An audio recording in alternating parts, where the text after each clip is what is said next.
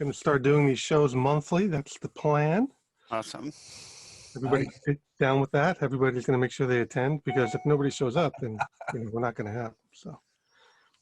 So I finally got around to releasing the video from the last show. I actually released it just a couple hours ago. I edited out that nastiness that we all encountered. I was looking forward to watching that. And so I need to make an announcement today. If Jeffrey Toobin is in the audience, please leave at this point. Hey, Pete, can you hear me? Yes. Ira just put up on the board, he's stuck in the waiting room. So that I'll ask him if he's on an iPhone. No, I got him. I'm letting him in. I see Okay. him. I'm sorry for whoever that iPhone 11 person. Okay, should we let him in? We'll let him in. Just keep a watch on him. Hey, Ira. You're muted, but g'day. Hello.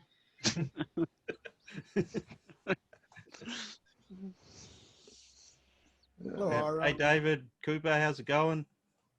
Pretty good. Yeah. How about you? There he is. I've been he trying is. to get a hold of you. You have? Yeah, I remember I'm the one with the working 6,000 and you have 3 non-working 6,000s. I'm ready to drive up to Seattle. Don't say anything, Joel. Hey, Tim Halloran, how you doing? Doing good. Doing good. Good to see you. Good to see everybody. Yeah, you too. Jay, how you been? Jay Newworth, how you been? I'm doing fine. How you doing? All right. Can't Jay. complain. Quentin Barnes. Hey, Quentin. Hello. Welcome. Thank you. I'm guest of Ira's. Cool. Any guest of ours is a guest of ours.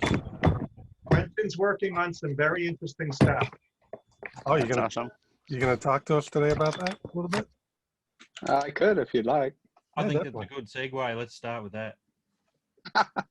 Super. You ready? Sure, I'll go for it. Awesome. Let's see. Well, I'll intro myself a little first. I've been a TRS 80 Model 1 user since May 1979, I believe, and I've been an enthusiast since. And my main story that got Ira involved came about in '93 or '94 when I met a guy called his name's Charles Guy. I met him through a mutual friend of us, and what he did is he gave me 3 Model 3s, a Model 4P, and a big bag.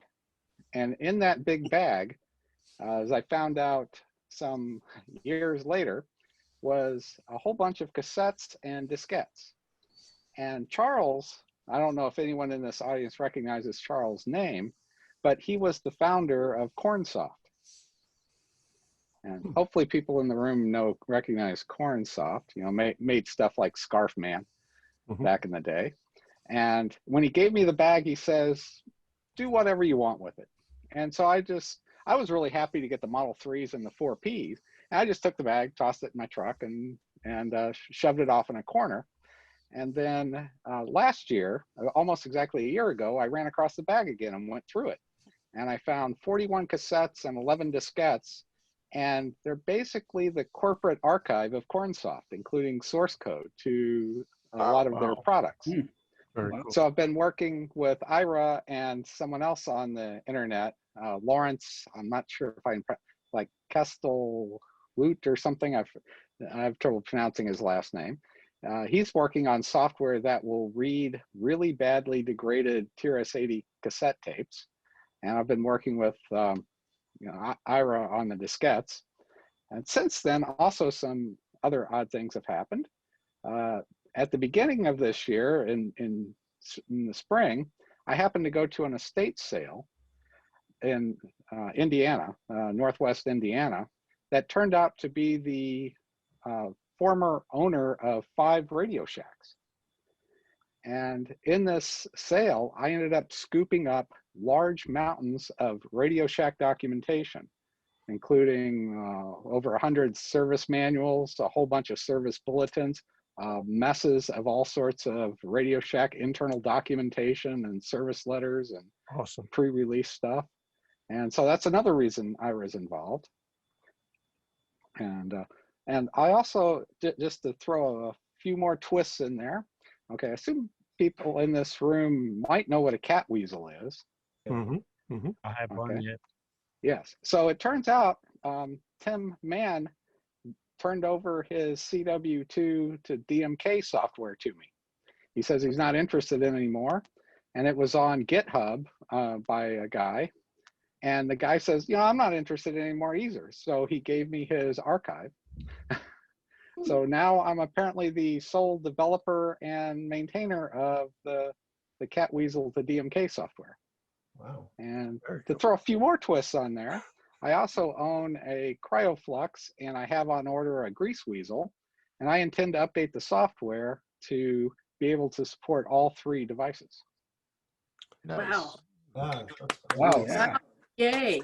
That's So all how's great. that for an intro? That'll keep you busy. Yes, and by the way, as of last month, I used to be a developer for Yahoo/Verizon Media, but they laid me off. So now I have all this free time, and I was thinking of looking for another job, but I'm thinking that I have enough cheese. I think I'll quit the rat race, so I can just work full time on this stuff. All right. It's the exact same thing. Now, Quentin, I don't know if you want to mention that website with regards to the tapes or not, but that Oh, sure.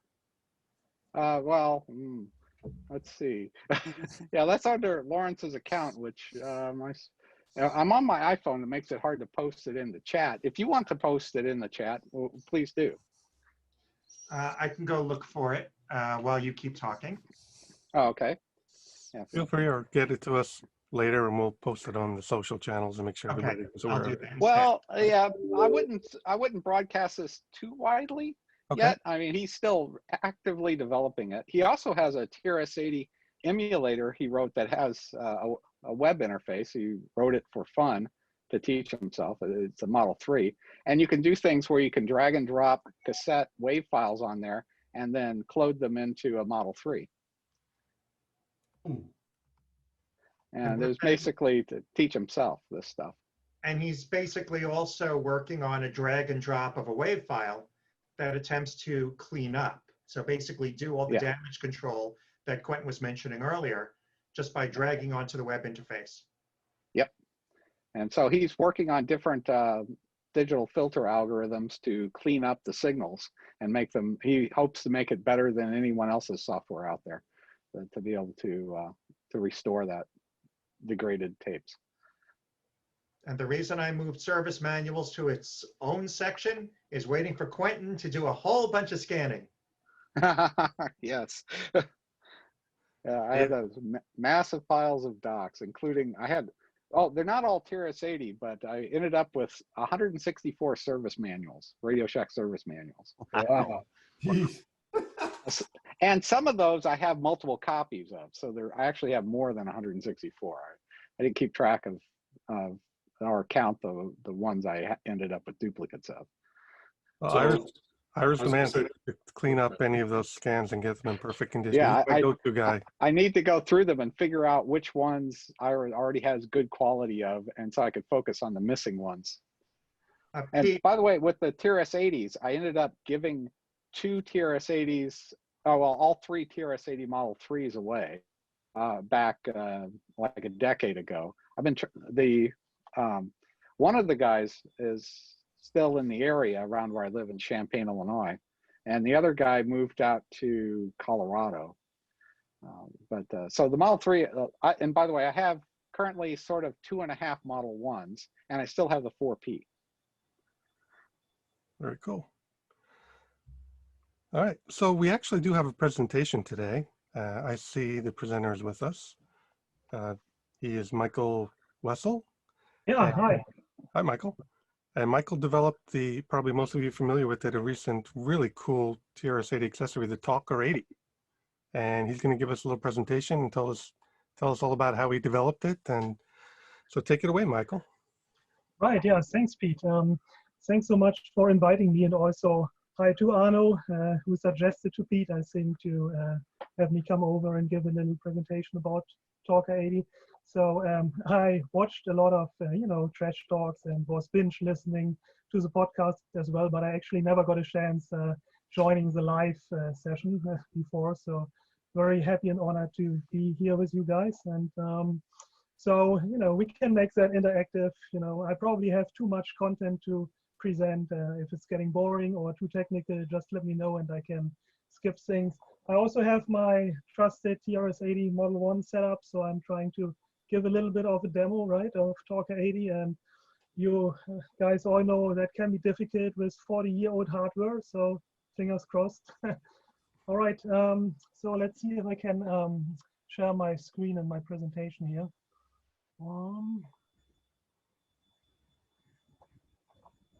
So I should be in presentation mode now. Can you guys see that? Yep. Yes. All right, so the title of the presentation is The Ins and Outs of Talker 80, the modern voice synthesizer for the TRS 80. Ins and outs, so a bit of a nerdy title, of course, but I figured, I'm with the right audience here. So, of course, that refers to the input and output I/O commands in BASIC, which is one way of how you can actually use and program it. And I want to get to that if there's time, right? So I was thinking, how can I, organize that talk? And I figured maybe one way to do it is to have a what and a how part. And if still time left in the end, I have the why part for the motivation. Why did I make it? But in the what part, I'm trying to talk to tell you what is Talker 80, and if you're interested, how do you get one, right? So what is give an overview of the hardware. I also present the features and give a little bit of a demo, some background, and if you want to make it yourself, which resources can you draw on to get the details. And then the how part will be how to program it, basically the external interface perspective, and if there's time, then a little bit how does it work internally, right? So maybe let's get started with the what part. So in a nutshell, what is Talker 80? It's a new voice synthesizer for the TRS 80 Model 1 and also Model 3 and Model 4. It is not really a clone or re-implementation of existing designs like the TRS 80 voice synthesizer from Radio Shack back in the day, right? Or the VS100. So it has some unique new features, and I wanted to really have a blend of the new and the old. So I wanted to have a somewhat more modern speech synthesis, right? And also because these speech chips, which are being used in the historical voice synthesizers like the Votrax SC01A, that's basically unobtainium these days, right? You can't really get these chips anywhere. And so I figured we need something more modern and at the same time also something that sounds a little bit more natural, right? So the design goals were like, I wanted to have natural sounding speech, almost like Alexa quality, if you know Alexa, right? This is really fantastic speech synthesis that they have in Alexa. I wanted it to have easy to program from BASIC, so you don't really need machine code drivers in order to use that piece of software. I really wanted it to be do-it-yourself, maker-friendly, and for many makers, also for me. So I'm not really a electronics pro, right? I cannot do SMD, surface mount device soldering, for example, and I wanted to have components which are available, right? I wanted to have an expansion interface pass-through so that I could still connect my freight hardware interface to my Model 1 and the Quinterface, which I also own. So I needed a expansion port pass-through connector and some compatibility, right? And the speaker, of course, and an amplifier is nice. I wanted it to be not for profit, but open source. So all of it is under the GPR3 license, and you can download the sources and the Gerbers, everything you need in order to build one yourself, right? And for the stretch goals, I mean, being aware of these great historic synthesizers for the TRS-80, like the TRS Voice Synth and the VS100, right? I wanted it to be compatible and see if we can somehow emulate that Botrax SC01A chip, right? But I consider that a stretch goal because that thing is really quite different from what the speech chip is offering that I'm using for Talker 80. So that was, and so I started working on this. I got my first Model 1 in January this year, right? I actually got that on Etsy, not eBay, and I was so lucky, you know, that must have been the first and only Model 1 ever saw it on Etsy, which is more for crafts, I think, and not for vintage computers, right? I got that for $50, and I exchanged a couple of dozen emails with Mav, right, who helped me then diagnose and get it fixed. Finally, then end of February, I had it running, and also the freight and things like this were working. And then I was good to go to basically build the Talker 80. So in May 2020, the Model 1 version was ready, right? So it's sitting here, and if we look at the board, then the main speech synthesizer chip is really this daughter board here, which you see. I don't know, can you guys see my mouse actually if I move it here? Yes. Okay, so this is a daughter board which contains an Epson speech chip from, and I talk a little bit more about this daughter board in a little bit. Then I have a microcontroller and some glue logic here in GALTS, which is programmable chips, right? And I have the expansion port, Model 1 expansion port pass-through here. So here you can connect your freight.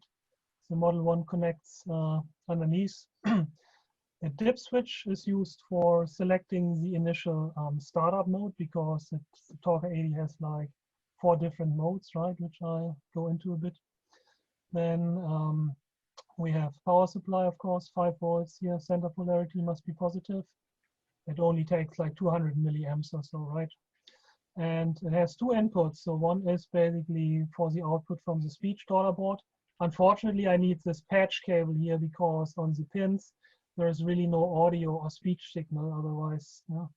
So that's the only way of getting the speech output. And then the second input, I figured, would be good to connect the cassette sound cable to it, right? So if you have Mav's cassette sound cable, then that goes in there. That can get mixed with the op amp, and then we have a line out here, which would go to your amplifier, but you don't really need an amplifier because an amplifier is also on board. And so this is under the Epson speech board here, which is one of those little PAM modules, basically. I also go into that in a bit. And then you can just connect, you know, your own speaker to it. I also figured I wanted to make this Epson speech board, the daughter board, detachable because it's an expensive component, right? So you can use it for other projects as well. I didn't want to solder it in permanently.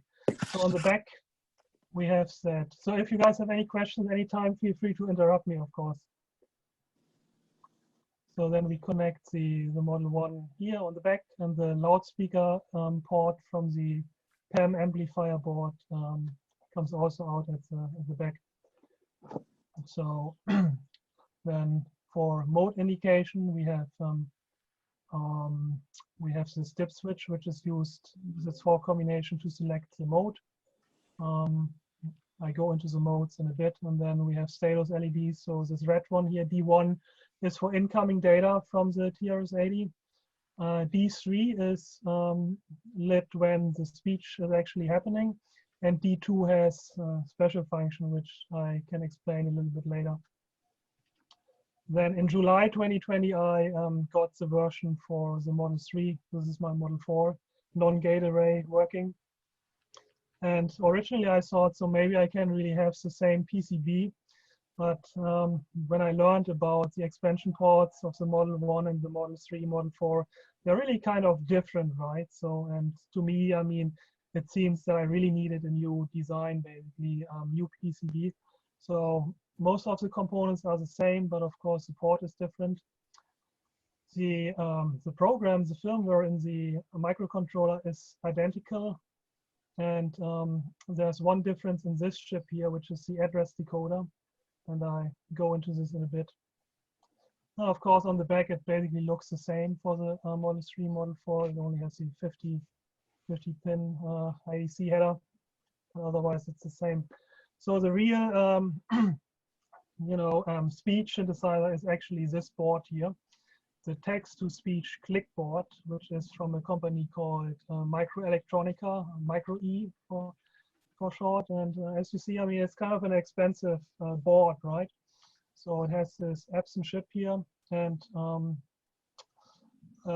it's actually a little bit difficult to program and to get it up and running. I'll get to that in a bit. But yeah, I mean, if you can buy 20 or so, then the price gets down, but otherwise it's pricey. So if you want to do it yourself and you get that board directly from Microelectronica, then one thing you would need to do is there's one SMD jumper here, so the board can operate with 3.3 volts or with 5 volts, right? So you got to set the jumper then. And I just had a customer who basically bought the kit on eBay and then said, well, it boots and the LEDs are blinking, but then I don't hear anything, right? Then I said, yeah, so do you see the power LED on the Epson board, right? So there's a little LED here, and he said, no, nothing, right? And so that's because, the jumper wasn't set. So the real brain really is that Epson S1V3120 speech chip, right? And that's a bit of a complicated beast. I'm actually not sure what it is. Maybe it's something like a DSP. Some of you guys might know that better than I. But basically, you have to load its firmware over the SPI interface first, right? So if you turn it on, it does nothing. What you have to do is you get a firmware image of 32 kilobytes, and that needs to be loaded into the chip from some microcontroller over SPI, which is just a serial interface, basically. It's a standard serial peripheral interface. So this is why one needs a big microcontroller, basically, in order to store that firmware image for that Epson speech chip that then gets uploaded from the microcontroller into the Epson speech chips over SPI, right? And so this board here is not the only one which you can buy with the Epson speech chip. There's also this great AMIC2 from Parallax from Grand Idea Studios, and this is a lot easier to use, right? So because that has an additional microcontroller which would already load the firmware into the Epson chip, and then you can simply use it over UART, right? Serial interface TXRX, whereas for that Microelectronica board, you have to use SPI, and quite a involved interface, basically, also for communication, whereas this Parallax board from the AMIC2 board has already an intelligent interface, right? And like an interpreter, basically. Yeah, so on the other board, I mean, it's really, so that was the expensive board, the real brain of the project, right? And that is the cheap board. This is the audio amplifier. You can basically get 5 of those for $4 or $5 on eBay. And at first I was thinking, I built my own from the book little audio amplifier with an LM386. But if I do this, then it's actually more expensive than just buying one of those PAM boards and plug it in here, basically, right? That's the amplifier board here underneath the. So that's driving the loudspeaker. So, and those sound actually, for that price, I must say, they really sound amazing. I can recommend them. Okay, so now maybe we can start with a feature overview. There are 2 parts. First part is the native modes, which is the DEC Talk and the Epson mode. So those are basically the high quality, almost natural sounding speech modes. It's in the DEC Talk mode, it's DEC Talk version 5. And then this Epson mode on the chip is like a more user-friendly DEC Talk mode that makes it, for example, simple to change the speed of speech, or to change the pitch, or to switch from English to Spanish, because that chip also supports Spanish pronunciation. And I'll give a demo now. So let me try to fire up my Model 1. And I have a second camera set up for this, so I hope that'll work. So let me stop the screen sharing now. And I would like to switch to my other camera. I hope that works. Can you guys still see that? Yep. Yep. Okay. Let me fire it up. TRS cover radio initialized. Absolute. Non-blocking speed. So that was already the boot message, right? And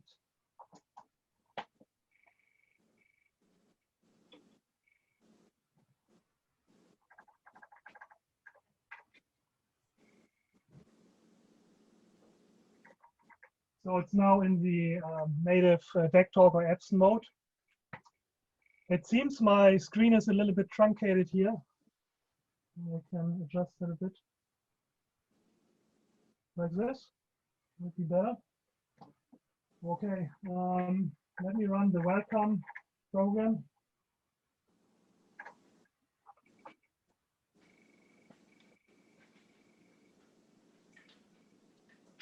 TRS cover radio initialized. Epson mode. Non-blocking speed. Native Epson mode.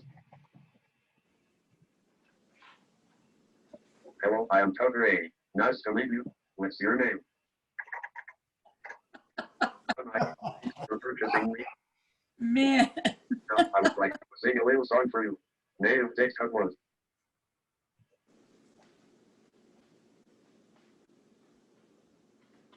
He's got to sing Daisy. Happy birthday. Later he will. Later he will. Ought to rename it to Hell. Yeah, that's, I mean, it's amazing. Speech rate set to 5.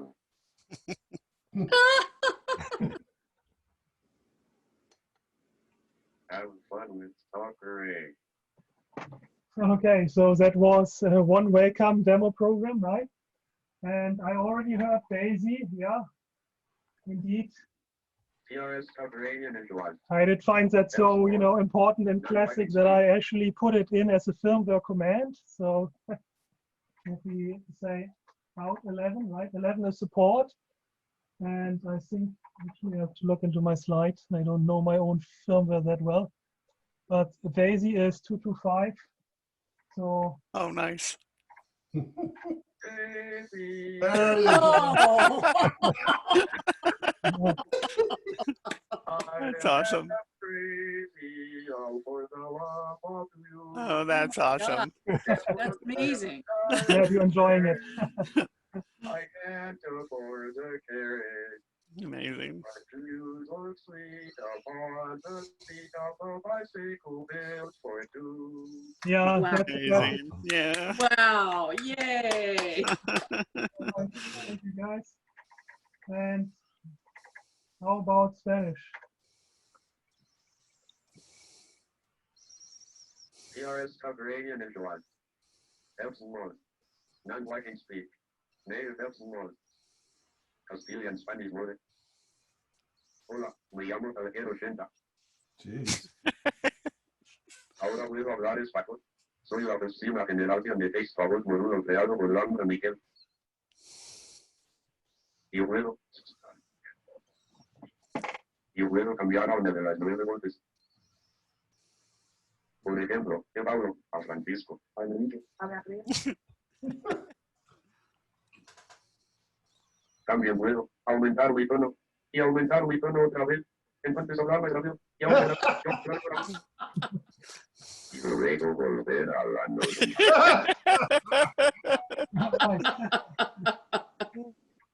So I actually don't speak Spanish. There's also the English version of this. Una cerveza, por favor. Epson mode. Non-blocking speed.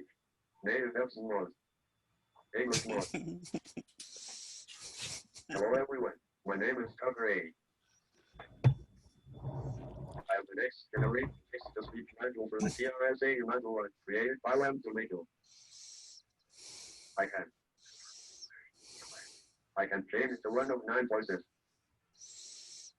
For example, from Paul to Harry to Dennis to Wind. I can also increase my pitch and decrease my pitch again. Then speak faster and then go back to normal. Thanks for supporting my future development while purchasing me.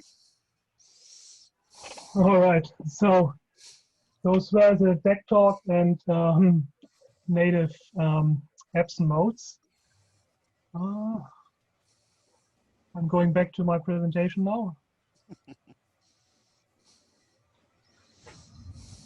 I'll change the camera back. I need to get it just for Daisy. Yes. Yeah. I'm glad you guys are enjoying it. Dave.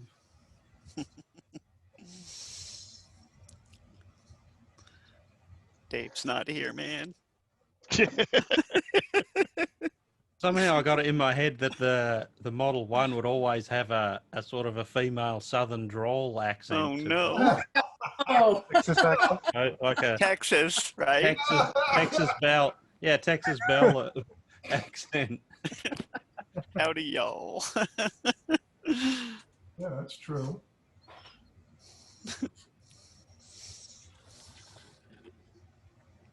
I'm gonna find my page again. Yeah, so on that disk, so the disk images with these demo programs are also in the GitHub repository, and there's also a version of Eliza, Jeff Schrager's Eliza, and, from, you know, was it Basic Computer Games Volume 2, right? And so I added speech to this with the Epson and Deck Talk mode. I guess many of you guys know the Talking Eliza from back in the day. And so that sounds a bit different and a little bit more understandable with Talker 80, I would claim. Yeah, so, I mean, singing computers, a little bit of history corner. I mean, many of you guys probably know that the first singing computer was this IBM 1794 in 1961, right, which sang Daisy Bell. There's a YouTube video here. I mean, that's really awesome. What in 1961, what they really were able to achieve with that mainframe, right, with that kind of technology, and really amazing video. And of course, that was then the motivation when Arthur C. Clarke and Stanley Kubrick saw that, right? I think they got a demonstration at some point to put that into the HAL 9000 deactivation scene. This is why he's singing Daisy, right? And I also have a real deck talk. I have a DTC01, which is this box here. And at some point, I hooked it up to my TRS-80 model 100, and it's singing Xanadu from Olivia Newton-John. So you can also check that out. Because why not? Why not, right? No. man, that's for you, man. So both Deck Talk and Stephen Hawking's voice are called clapped voice synthesizers, right? So the mastermind behind Deck Talk and Stephen Hawking's voice is Dennis Klatt, which was a pioneer in computerized speech synthesis. And the Deck Talk speech synthesizer was based on his own voice. It's also kind of interesting if you're interested in the history of speech synthesis. So he's the mastermind behind Deck Talk, I think. So for part 2, we have then the emulated modes. We have the TRS voice synthesizer and the VS100 voice synthesizers, right? So I cannot show Talking Eliza because that only works from tape and that would take too long to load. But I can show the TRS voice synthesizer mode. And let me try to switch back to the other camera.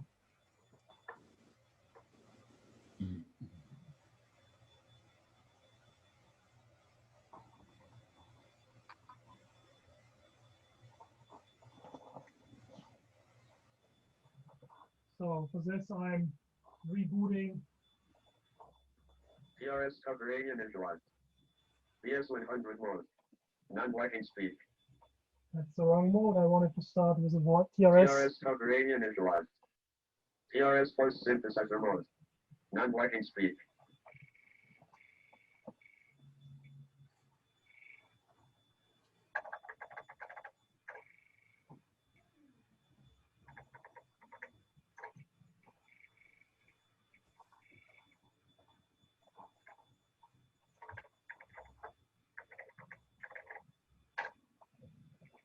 That's of course the classic demo. You will all know.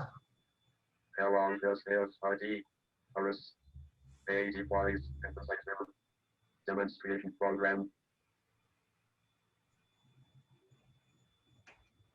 I can be programmed to use speech anywhere by using phonemes.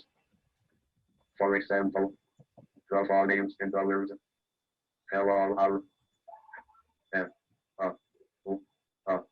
This is where it's not very, authentic. hello. Draw phonemes into words. Compute our E, U, compute. Names and others. Speech our E, speech. Draw all names and others. Say all our A, who. They all of my four names are listed in your operator's manual. Hello, this is RT. So yeah, this is why these emulated modes should be considered goodies, right? I mean, it sounds a bit different, and so maybe if I still have some time in the end, I can discuss a little bit the challenges I had with implementing that mode. But basically, it has to do with completely different ways how these different voice synthesizers basically operate, right? So the single sound effect phoneme utterance is basically not working very well.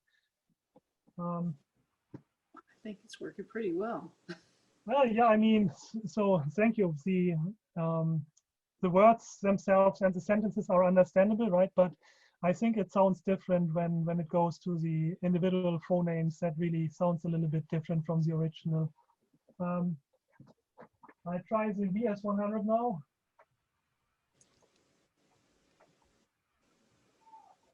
TRS radio initialized. VS100 mode. Non-working speech. Wow. I think that was someone's background there. The kids are getting a bit crazy sometimes. So I have to, I have a 48K system. I'm loading this VS100 driver, right?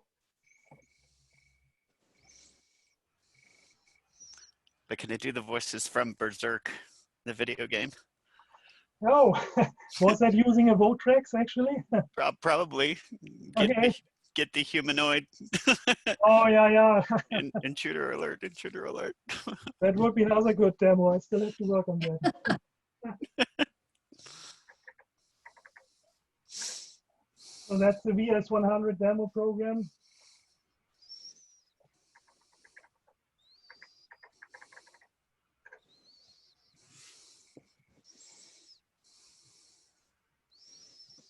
Hello, please access the volume control.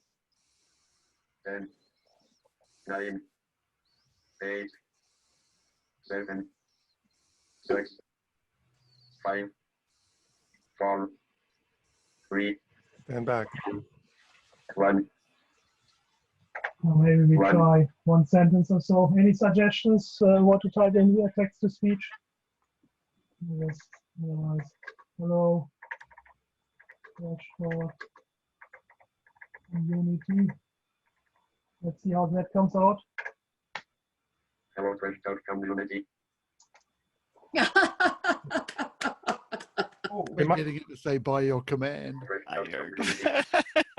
Sorry, what should it say? Any more suggestions? By your command. Oh, yeah. But you gotta lower the octave. You recommend it. Oh, close enough, yes. All right. Okay, let's go back to the other camera. Hey, Peter, you know what you should do? Mm. Put one of those on each of your computers behind you and then let them all go at the same time. Oh, good Lord. That would be fun. Connect them to Furbies. Have them sing in harmony. You guys know that Furby organ, that guy on YouTube, which I has the, saw that, yeah. Wow. He's a bit mental. But great ideas. Does anybody know who Tom H is? He's in the waiting room. I don't know whether I don't know Tom. No, don't know that one. Yeah, so those were the demos, and so I have also the Freight boot ROM and Freight actually, and so this was booting now from a Gotek HXC floppy actually, but it also works with Freight, right? I can just turn on Freight basically, and the one issue I have, and maybe you guys have an idea, is that the VS100 is not working with the Freight boot ROM. Maybe there's some kind of interaction. So this is why I had to demonstrate that from the floppy image now. So if I try the VS48 driver with Freight boot ROM, then it doesn't work for whatever reason. But anyhow, so the it also works in the native and the Epson and Backtalk modes also work with Freight and the Freight boot ROM. And the TRS voice synthesizer also works, but the VS100 emulation has issues with the Freight boot ROM. Okay, and so I booted Freight, and I wanted to show you that you can just plug in that cassette cable, and then you have an amplifier for program. Sorry.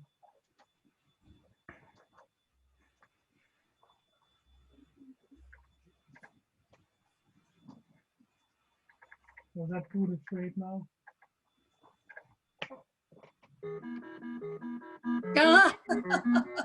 So that comes over the second input port, right, on Talker 80, and then uses the same amplifier and speaker. So I don't know how much time we still have left. Pete, do you want me to continue going, or maybe that's something for another time? You can go on for a few more minutes, sure. Okay, good. So how can I get one, right? So do it yourself. I just wanted to point you to the resources. There is that Talker 80 GitHub repository. And occasionally you'll also find do-it-yourself kits on eBay, right? Those kits contain the PCB and the pre-programmed chips like the microcontroller and the two GALs, and also the PAM audio board, but you'll have to source and import that click text-to-speech daughter board yourself. Occasionally I'm also selling assembled ones, but this is really tempering down now. It seems that I've reached market saturation, right? So the first 4 or 5 months, I was soldering a lot actually of those, and was happy that the community picked them up. So I think I sold 30 or so of these by now, and a couple more kits. So I'm certainly always, available to help if you have assembly questions or so. And so that's the GitHub project repository with all the documentation. And yeah, so we just had Sepp Tandy, right? Mr. Lorch, I think that YouTuber, retro computer enthusiast, had that idea, I think, to start a month, basically each year, September, there is Sepp Tandy, right, where we celebrate Tandy Radio Shack.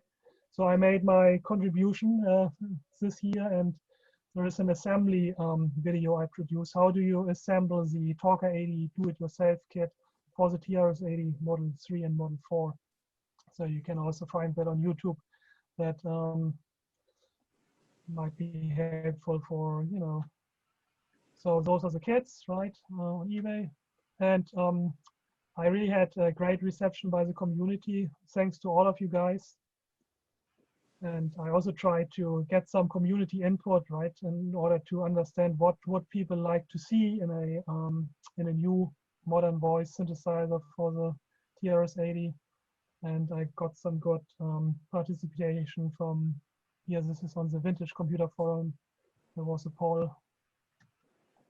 And one user even created its own 3D printed case, which really was amazing to me. So the user via on the Vintage Computer Forum, right? And actually his son did this. Wow. Oh, wow. Yeah, so Carrie and That's Logan. beautiful. Logan is the 14-year-old son of Carrie, right? So, and so I'm not giving away his name, but he did himself in one of the posts, right? So this is why I'm mentioning his name here. So I always say, you know, people, and he gave me permission to use this picture, right? And I always say when people ask me for the case, please reach out on the Vintage Computer Forum to Carrie, right? He might give you the files. I actually don't have them, but you know, at some point I want to print it myself and see if it fits. Yeah, it's probably speaker dependent, right? So depending on the speaker you have, and I was shipping it out with various kinds of speakers, so it might need, you know, adjustments. I don't know. I will see when I print it myself. Yeah, so now there's the technical part, right? So how do we program that thing? I mean, in the native modes, the deck talk, in the absent mode, it's really straightforward because you don't have to deal with phone names.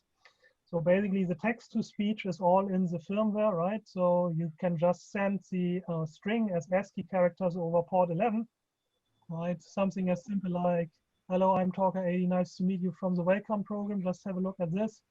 And then on the next slide, I show how this gets sent to over the port, which is simply just the ASCII codes, right? Followed by carriage return. In the deck talk mode, it's a little bit, it can be a little bit more complicated. For example, if you want to have deck talk singing or so, then you need to use the phoneme mode and the ARPA-BET phoneme syntax, right? I guess ARPA is Advanced Research Projects Agency. I guess that is the DARPA predecessor, which back in the day funded this research on speech synthesis, the early research, right? So then you got to spell out basically the different phonemes here. This is for the happy birthday, right? You can imagine here, happy birthday, something like this. And so behind these phonemes, there is then the pitch and the duration, right? That way deck talk can sing if you string together these phonemes. And that also goes over basic. By the way, there's a great website, and this is also where I got the song data from, the ARPA-BET specification for Xanadu and so on, the Flames of Hope, right? They have all these deck talk songs there. Unfortunately, they are for an older version of deck talk, version 1 or 2, whereas we have version 5, so they need some adjusting basically of the phonemes. So this is a subroutine, which, so if you have the string you want to speak in $8, right? You just go through the string, and then you get the ASCII code basically of the character, and then you just send that over the port. And when you're done, you know, it's just carriage return, and the firmware takes care of the rest. And in the absent mode, that can produce Spanish or really English, like text to speech, as simple like this, right? So you don't need to deal with the phoneme, or if you want more advanced control over phonemes, you use the deck talk mode, and then you have to write some more advanced ARPA-BET stuff there, right? There's also a ready signal. So when Talker 80 is can accept input, you can read a ready signal from port 11 here, A input 11. And then there are 2 bits, the last 2 bits, bit 7 and 8 are set if they are 0, then it's ready to accept input. Of course, the input gets buffered then, right? And so the buffer is then flushed and spoken for text to speech, either if you in absent mode, if you send a carriage return, then it starts speaking. And so yeah, I mean, ASCII is only 7-bit, and deck talk ARPA-BET is also only 7-bit. I figured, okay, so we have everything above 127.3, right, as bytes. As, we can use these as commands or control bytes. And I already showed you the DAISY command, right, DAISY singing. So there are a couple of groups of API commands, basically. For example, to reset Talker 80, you can send 255. You can also stop speak immediately, right? So it really stops speaking if you send 255 and so on. Then we have commands for changing the modes, mode control, right? Epson mode, DEC talk mode, VS100, and TRS voice synthesizer mode.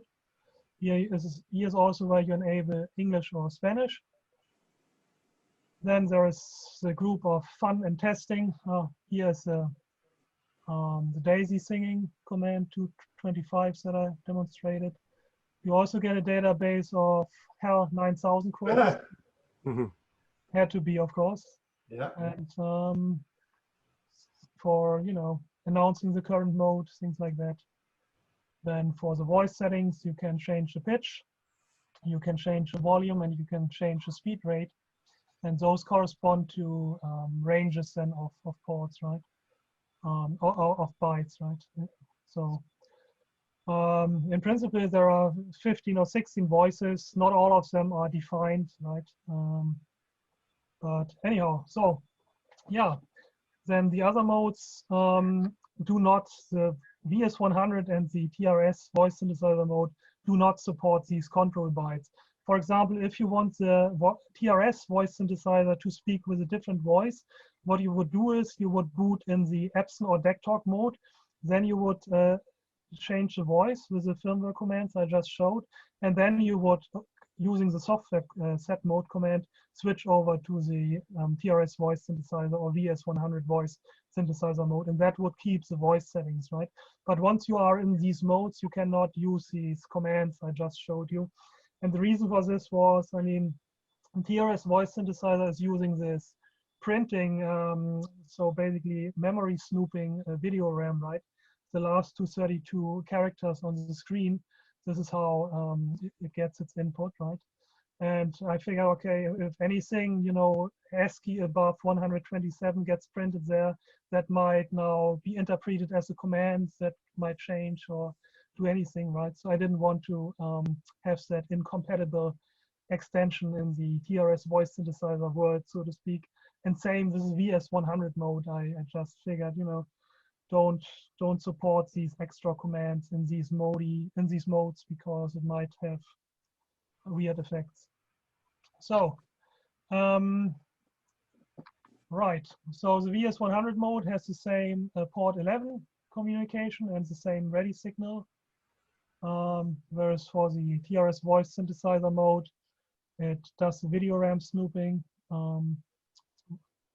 print, question mark opens the speech window, right, and also closes it. And of course, there was, I think it was Trash Talk episode 2, right, Pete? Where you guys covered these historic speech synthesizers in great detail. Yep. So all the more info and background than on that episode. Right. So how does it work, right? I mean, basically, I emulated that Votrax speech chip by providing 2 mapping tables in the firmware. So one mapping table is basically for the SC01 phonemes, which are listed here, is a mapping table that maps these phonemes to alphabet DEC talk phonemes. And then for the TRS voice synthesizer mode, Radio Shack invented their own basically printed phoneme representation for some of the Votrax phonemes, right, listed in the table. So that's the second mapping table then.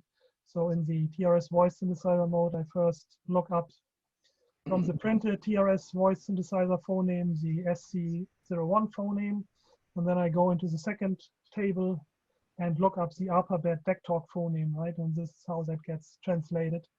And I actually had to construct these mappings by hand, right? So I actually went through the SC01 phoneme table and I tried out these different words here, which illustrate the phonemes, right? And tried to figure out what do I need to write in alphabet for DEC talk in order to make it sound like this. And so sometimes I found very close or the exact equivalent phoneme in alphabet, and sometimes I didn't, right? And this is where then the pronunciation gets tricky. So, but mostly I think it's the TRS voice synthesizer mode produces understandable English. So, and thanks a lot to Joe Zwerko, I think it's Peter Bartlett, right, on the Vintage Computer Forum, which provided these mapping tables. So without that, I of course would not have been able to implement that. So, right. I mean, then there's a little bit more about the hardware, and so Pete, it's up to you if you want me to go into that. Yeah, yeah, you can go through Okay, that. all right. Maybe Go not too low level, but you know, enough to where we can understand. Wow. So yeah, I mean, you guys can always interrupt and ask. So I'm really not a hardware guy, right? I'm a software guy, and I started tinkering with hardware like 4 years ago, starting with Arduino. So I mean, I had an early interest in electronics and so, but then I figured I do, you know, software and so on.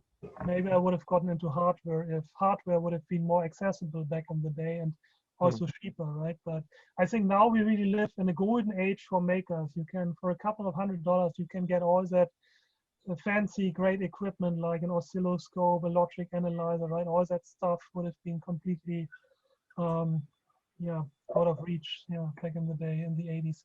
So I have a address decoder here, which is that GAL22 programmable chip. Wow. And what that does is, I mean, this is the address bus here from the Model 1. I'm only partially decoding that, right? But the idea, of course, is if it gets port 11 from the Model 1 on the address bus, right, an I/O request, then it should basically produce a speech write signal or a speech read signal if there is a read from that port, which gets further processed by the other components, which I explain later. So that chip here does the address decoding. It also either has to do the I/O request decoding for port 11, and for the Model 1, it also has to do the screen address decoding for the memory-based I/O, right? So that chip gets informed by the microcontroller basically which mode are we in, mode selection 2 bits here, right? And depending on the mode, basically it decodes either the memory writes, right, or it decodes the I/O requests on the address bus, and it then sends either speech read or speech write, depending on whether it was an input or output request.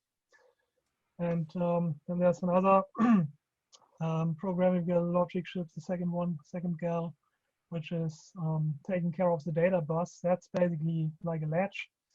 So when it gets the speech write command, it basically, that means the address was decoded for Talker 80, right? That means that immediately then grabs the byte from the data bus from the TRS 80 and stores it basically in a latch, or in the flip-flop, excuse me. And the reason for this is it would be challenging and timing-wise if the microcontroller had to do that, right? I mean, if your microcontroller is fast enough, right, then you could probably have an interrupt service routine that could directly listen to I/O requests and memory requests on the control bus of the Z80 and then do that in the firmware of the microcontroller. But that AVR 16 megahertz controller is not quite fast enough for this. Also, I mean, there are really no threads. You only have an interrupt service routine which you can invoke when the right request comes from the TRS-80, and then you have to be quick and grab the byte from the data bus, otherwise you will have missed it, right? So this is why I'm relying on this latch basically to grab it and save it for me, and later on when the microcontroller has cycles to spare, he can just grab it from there, like a mailbox where you know asynchronously can fetch your mail from. And the same for the read requests, right? Because we have that ready signal from port 11. The TRS voice synthesizer does not have a ready signal. There is only output, but the VS100 and the Epson and Backtalk modes, they have that input port 11 ready signal. And then of course, the microcontroller basically needs to tell the TRS-80, am I available, right, or not? And so this is also taken care of by this component. Basically, it's like a like a tri-state buffer, right? So you cannot directly always have the data bus connected to two output lines on the microcontroller to indicate the state, because that would jam the data bus, right? Rather, the data bus needs to be only be fed with input from the microcontroller when that input is requested from the port 11. And this is why it gets the speech read signal here, and then basically output enables the outputs of that GAL chip, and D7 and D6 are then sent connected to the data bus of the TRS-80, and previously D6 and D7 were are coming from the microcontroller, right? So the microcontroller output is then basically passed through to the TRS-80 data bus for status reading. So those two components basically do the glue logic, and then we have the AVR microcontroller. Yeah, I think I made good use of that controller, right? Because there are only like three pins left. Everything else is being used. I mean, and it has to be, yeah, for nowadays standards, it's a small microcontroller, right? It has 64 kilobytes of program ROM, and half of it is gone for the Epson Vectork firmware, right? That big firmware image that gets loaded into the Epson speech chip is also stored in the program memory. Hey, Michael. Yeah. You said at the beginning of the talk something that you were going to explain why you didn't use surface mount. Oh yeah, right. So simply because I can't do it. So I mean, I'm somewhat decent with soldering, but I don't have a reflow oven or so, and I just haven't gotten, you know, around to really doing surface soldering. But it's something on my list. At some point, I want to learn how to do this, and I think you can probably also do it with a soldering iron, but you need good skills, right? And so I'm better with do-it-yourself with through-hole components, and I think many other makers which are not that advanced in electronics might also have an easier time with through-hole components, right? What's your perspective on this? Would you say that the average maker, do-it-yourself, you know, everybody can do SMD by now, or is it still? So no way. No. Surface what? Plus, through hole is more Depends on retro. the size of the parts and how steady your hand is. Yeah, but I must say I admire people that can do SMD. Yeah, so. So, Michael, I know you have more technical details here, but maybe we can kind of summarize it. And that's it, those right? who want a more in-depth technical discussion, you can follow up with Michael. Oh, you got to explain the donkey first. Yeah, well, that's the classic what to write on. That's the reason for not doing surface mount. Yeah. All right. Well, do surface mount. All right. So yeah, I think to wrap it up, basically, I wanted to say thank you, right, to all the folks basically who supported that project, and so I was standing on the shoulders of giants, right? So Joe Grant basically did that AMIC2 board, which started my interest in that Epson S1B chip and Vectork, right? There's another guy, Theodore Kostashioliou, I don't know how to pronounce it. I think he's Greek, right? Who basically showed how to load the Epson firmware image using SPI, right? He didn't use WinAVR as I did, but another. So, but that got me started with that. And then of course, Matt for getting my TRS-80 outfit and helping me with repairs. Terry Stewart or Tessa for his driving instructions and disk image, because I only started with the Model 1 basically this year, right? I had a Model 4 since 4 years, but I'm really pretty new to that stuff still. And then Arno and Pete, of course, for inviting me.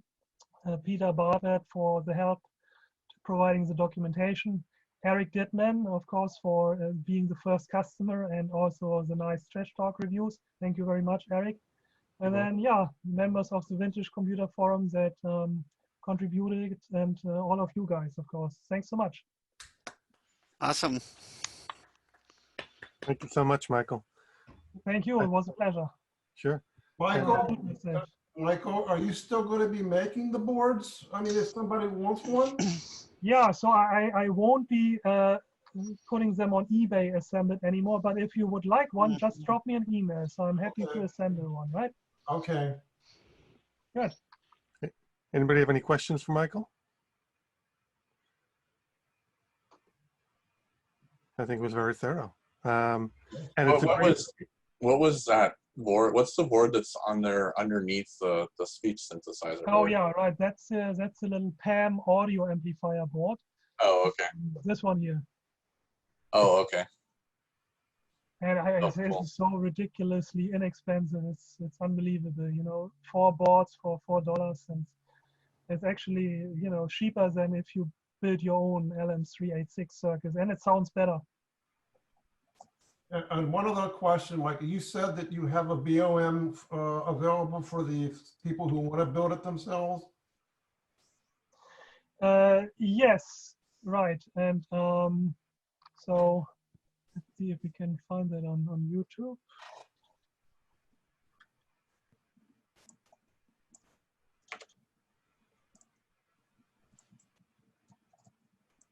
September Talker 80. There it is.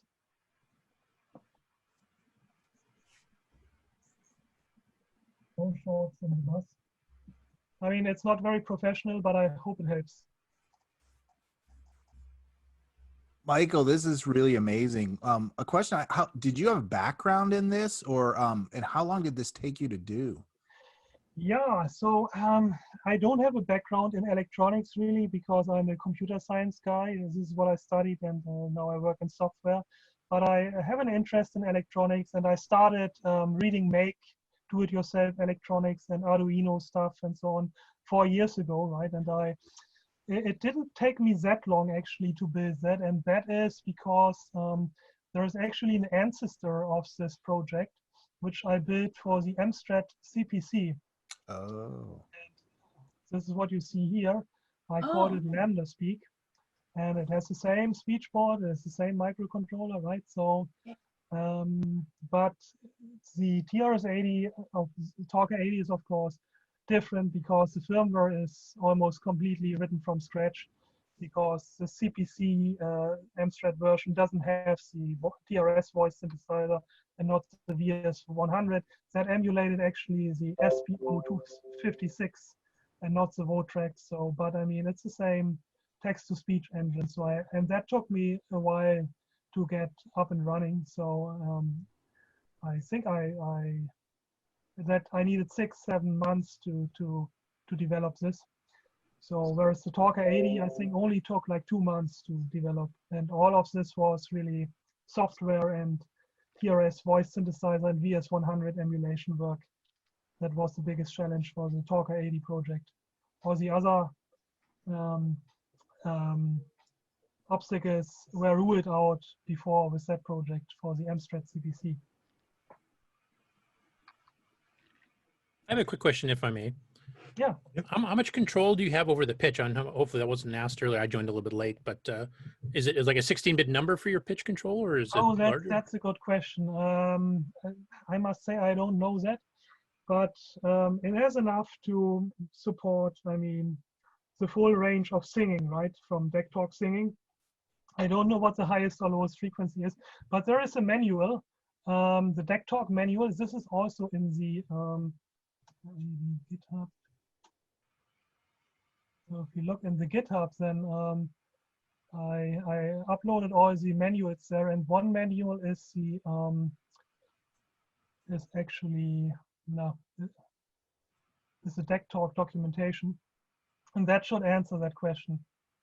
So that basically, if you really want to program deck talk, then this explains it all. Pitch on page 16. So I must say that's involved. That takes a while. Get used to it.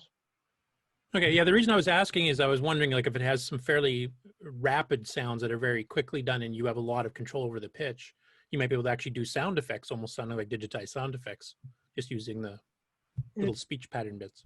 Yeah, I mean, so I think it has a decent range here, frequency in hertz, actually. I mean, if it can go, you know, it seems it has a decent range, but the problem is it doesn't support, in my understanding, I haven't found a way to do this real-time sound effects. Like with the TRS voice synthesizer, you can really, the phonemes in the word compute, right? And then it basically uses these phonemes as sound effects. This is something which I have not figured out how to do with deck talk. And the reason is that deck talk really requires that you buffer the speech, right? And then it takes a while for the text to speech. It uses a rule-based something algorithm. And then, I mean, there's some latency. So like at least like a quarter second or so. So I found it very difficult to do real-time sound effects with deck talk. This is much easier with, for example, other chips like the SP0256, right? Or the Votrax, or also the SpeakJet. So, but not easy with deck talk. Okay, thanks. Great. I think this is a great example of how, you know, just with a little bit of effort, anyone who's technically inclined can develop a product like this. You don't need an electrical engineering background. Exactly, I think Arno was a similar example, right? Arno, you come from a computer science background, not from an EE background, and he developed some incredible products as well. So with a little bit of effort, anybody out there can create a TRS-80 accessory. So really, Michael, kudos to you. Thank you so much. And the fact that you're providing, you know, all of the elements that someone can build it themselves, and you're building it for them, for somebody like me who may not have the time to do it. It's just great. You know, you're offering the whole package, and I can tell by the pricing of the products and the time that it's not, you know, you're not getting rich off of it. So yeah, it's not profit motivated. No. Bravo. Yeah, thank you. Yeah, thanks, Michael. All right, so it wouldn't be a trash talk episode or a show without talking about some recent acquisitions. So since we're talking about voice related items, I have one that I want to show that I picked up recently. I don't know if anybody knows what it is. I found very little information on it. It's called the Scott Vet 2. This was a voice recognition device. Hooks up to your TRS-80 Model 1 bus, 40-pin connector here, attach a microphone here, and it came with software, kind of similar to the box, which I think we're all familiar with, but this was created by a company called Scott Industries. That's the back. Have you opened it up yet? Yeah, I was going to ask because I didn't crack it yet. Yeah, I didn't crack it yet, no. But it's very black boxish, right? Yeah. Does it have a serial number on it? I'm keen to know how many were made. 194. So Whoa. probably the low volume here in the back. For the time, that's probably considered a successful product. Yeah. It was probably quite expensive back in the day. Yeah, it was offered for the Apple II, I believe, as well. And I guess this company was involved in the voice recognition field, especially for helping, you know, for disabled people interact with computers more than just, like the VoxBox is more a gimmicky thing. These guys were sort of doing the real deal, developing real products with voice recognition at the time. Did you find any software for it? No, unfortunately not. Have you tried Google? I'm joking. Yeah, I only found like maybe two things. I want to share just one document. Let me just share that. You know, try the VoxBox software on it. Yeah, I wondered That's that not a too. bad idea. Oh. Look I at found that. this. Oh.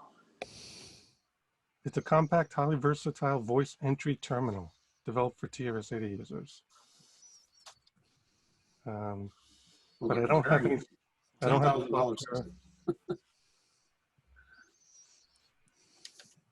Yeah, you're gonna have to open it, Pete.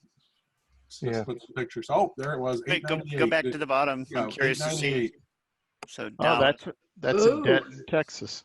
Yeah, Yeah. Joel is in Yay. Dallas. I thought it was $900, so pretty pricey. Wow.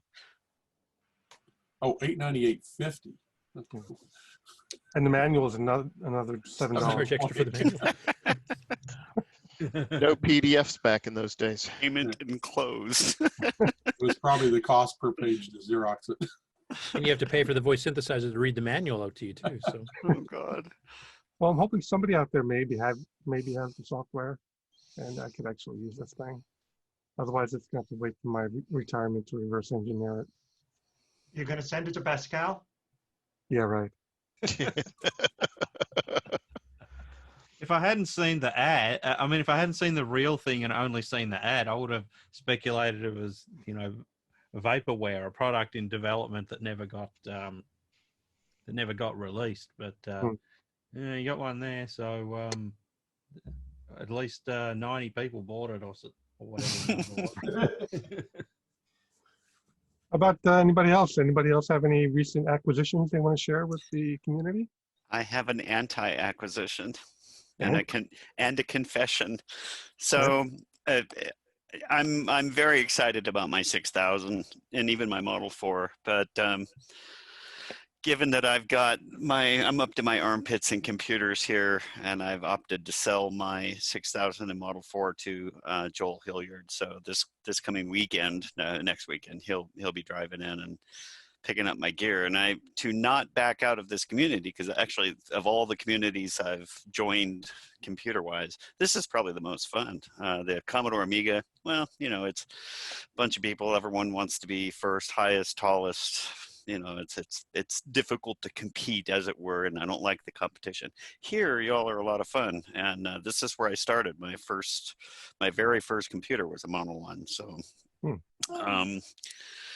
yeah, he'll be coming and grabbing it, but I've decided I'm going to reinvest my focus to the emulation, and I'm going to be hopefully now that I don't have to deal with the hardware, and I do have quite a bit here. I bought the hard drive and floppy drive emulator for it. I was ready to just pull the pin and power the darn thing up, but I don't have any desk space. There's just no room here. So he'll do that. I'm going to emulation, and I'm going to be writing a bulletin board. Hopefully I can get everyone to log in and have some fun. So however I can get a telnet serial into emulation to get Xenix to answer the incoming serial ports, the virtual serial ports. I'm gonna be working on that, so I don't have to worry about hardware. So I hope you don't mind, but I'm still here in heart. Awesome. Well, TRS-80 GP has serial support that ties into sockets. So. Can you do telnet to serial? So can I get external world to? Can I get the serial to answer incoming telnet requests? That's going to be the challenge. Well, as it stands right now, it doesn't do the telnet protocol. It would be nice to do, although it might be just as simple if you're comfortable with socket programming to write your own kind of concentrator software in front of it that accepts the requests and so on. So out in the other world, there is a Y modem. I don't know if anyone's heard of this product. It's a Wi-Fi device that plugs into a serial port. So the Wi-Fi answers the telnet, the serial translates into the serial port. So it's like it's dialing in via the telnet. And that's what I'm hoping I can accomplish on the emulated for Xenix and serial ports. So I'll be bugging those people that do know this. But that's going to be my goal, and that's what I'm going to be working on. Very cool. How about anyone else? Any new acquisitions? Anything you want to share? Any new projects? Well, I did get one of the TRS-80 file drawers. Don't have a picture of it, but is it in your storage locker? It's actually in the back of the car right now. That's a good storage locker. Anyone know what those were used for? I mean, I never even saw one. They don't. like an appropriate size for storing documents? I guess laying flat documents, right? But what would they used for? Well, Printouts? Okay. yeah, this was actually used by the owner of Computer Reset for his check-in, check-out forms for the computers he was repairing. So okay, makes sense. Makes sense. Do you get anything else at Computer Reset, Eric? I got 4 still new, sealed new in box TRS-80 microcomputing newsletter brown binders. You know, it's got the rods in the back, and you put them in to store them. And I got 3 LNW80 technical reference manuals because there was a stack of like 15 of them. Nice. Which I thought was pretty interesting. No LNW80s. No. Yeah. Joel, you were gonna bring something up. I was gonna say I got several acquisitions. I don't know how many people follow the Facebook and how much I've even shared, but there's been several things that I've picked up. We got a new Model 4, a new Model 3, a couple of dumb terminals now, as in I had one and it was in pretty bad shape, but had somebody bring me another one today, so that was really cool.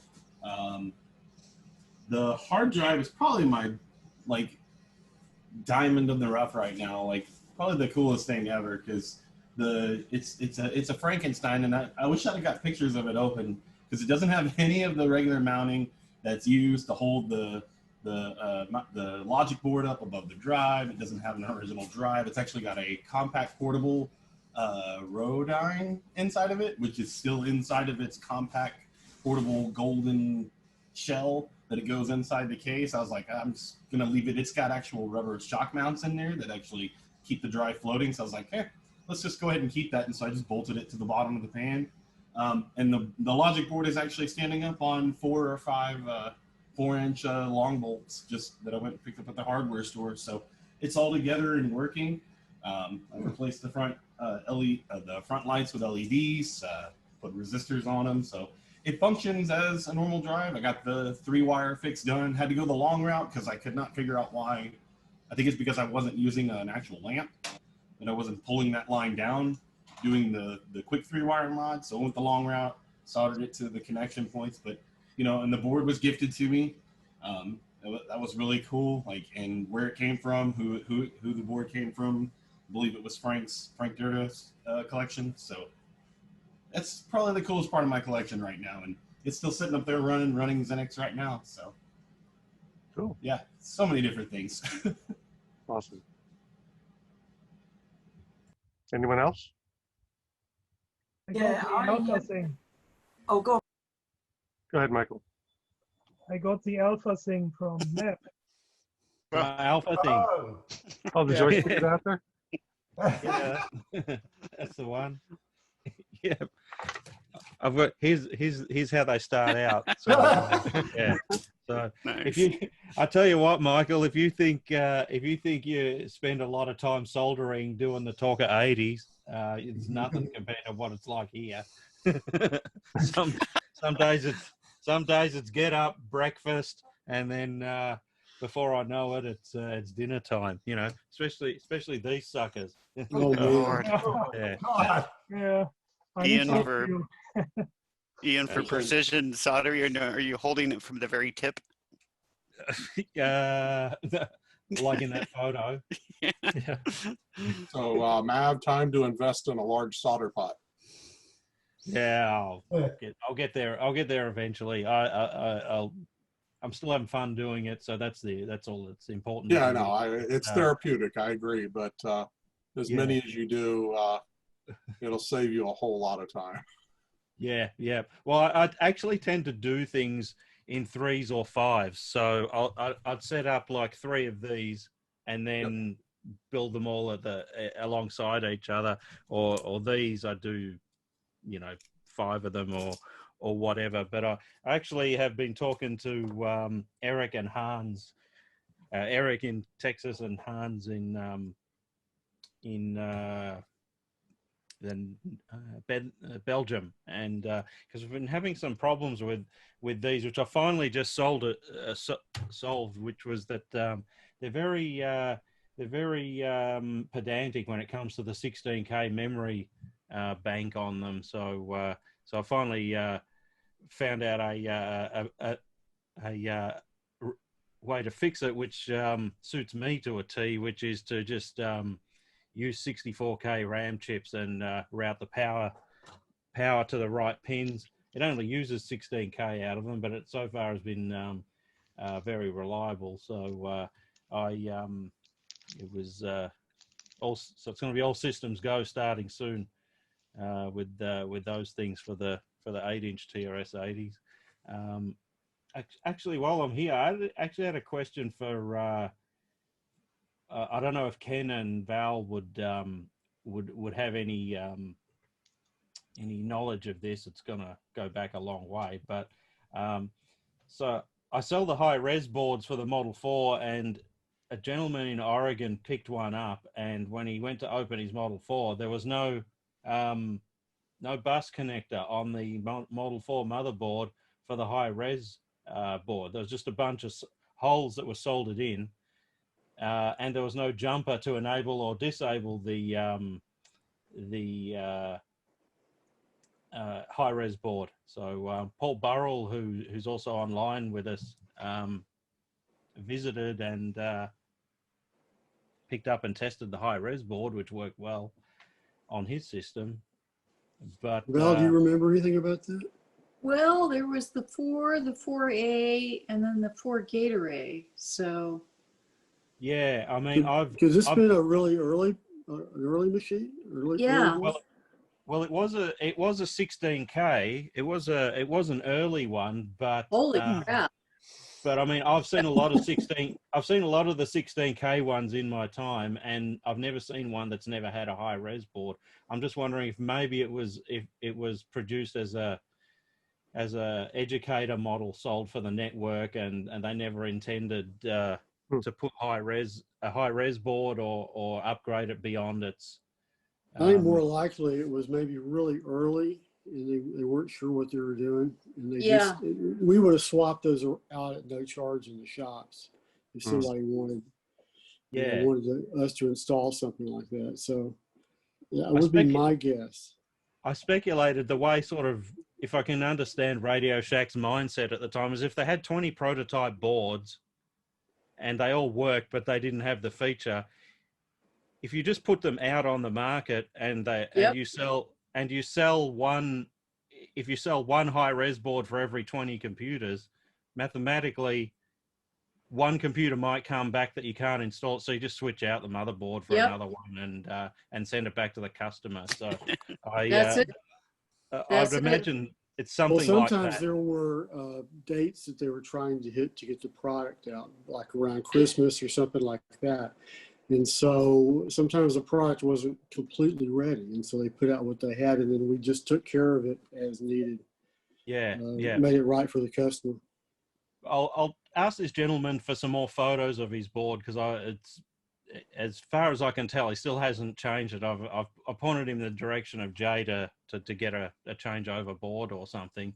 But I'll get some photos of this thing. But yeah, it's got to be really early. But you can tell it came and it wasn't designed with the high res in mind. So I'd like to see photos of it. I bet that's what it was. Yeah. Actually, somebody on the group recently posted in the general or the troubleshooting section one of these exact motherboards, because I made a comment to Mav about it. I said, this is one of those early ones. Hold on, let me pull that up real quick. But the motherboard was actually in the pictures that somebody was posting, and it did not have the jumper, and it did not have an installed header on it. Yep. And I can't remember if this was in the troubleshooting or the general. But yeah, so it's almost like if they've got some prototypes, rather than throw it out, if you can make money on it, then just send them out. And yeah, no, that sounds like pre-pro to product. So absolutely. Here it is. I would do that all the time, I guess. Jay Routsville posted it. Oh, he's right here. Hey, Joe. Hey, Joe. So you have, oh, no, there is a header on that one. Hold on. Maybe that's not the one. Okay. Hold on.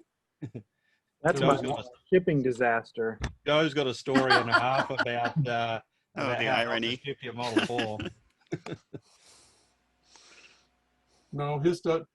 Yeah, his does that. Yeah, the post. There was somebody who posted one recently that it was like it did not have the header on it. Yeah. And I was like, that's it.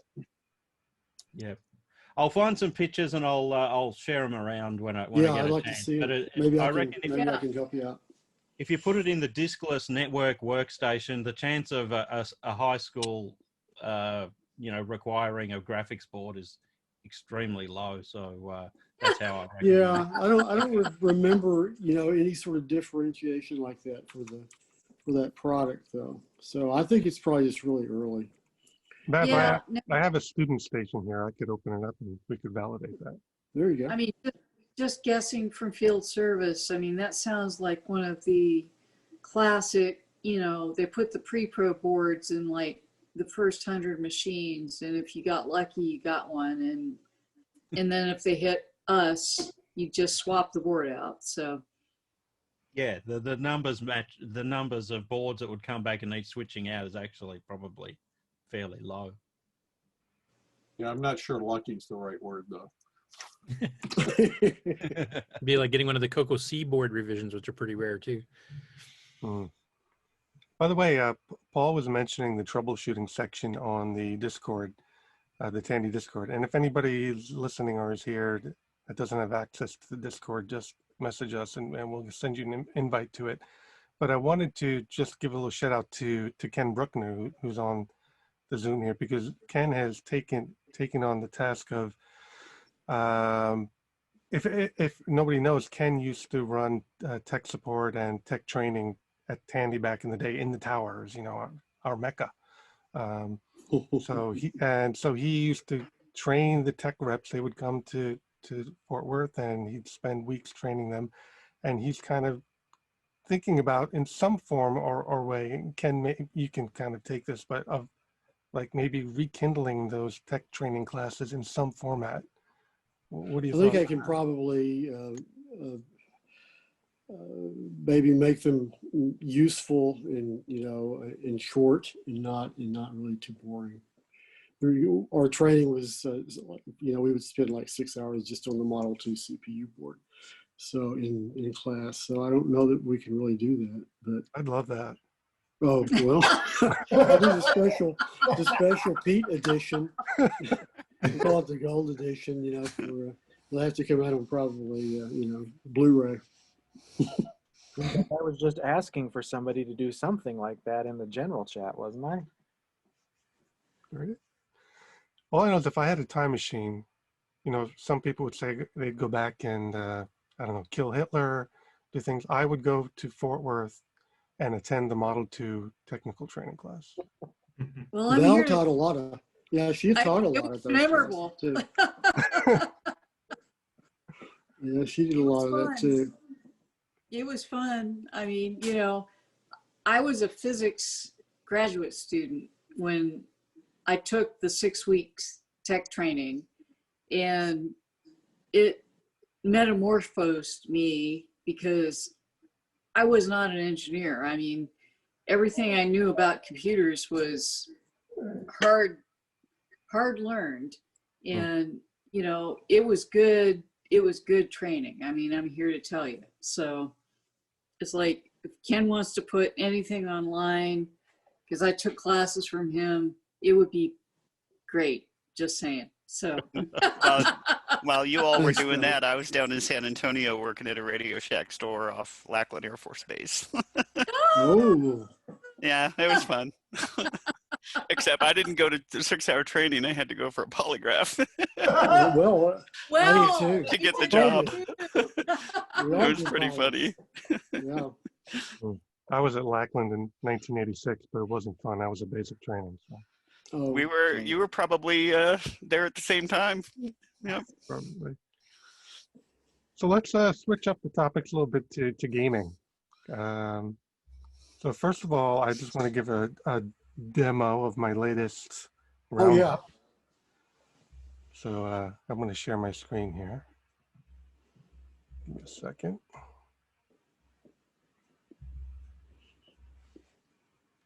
All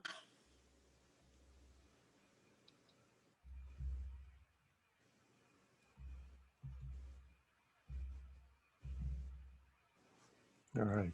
You can see this? Nice. Yeah. Yeah. That's my splash screen. That's all I have. Thank you. Oh, no. Okay, that's good enough.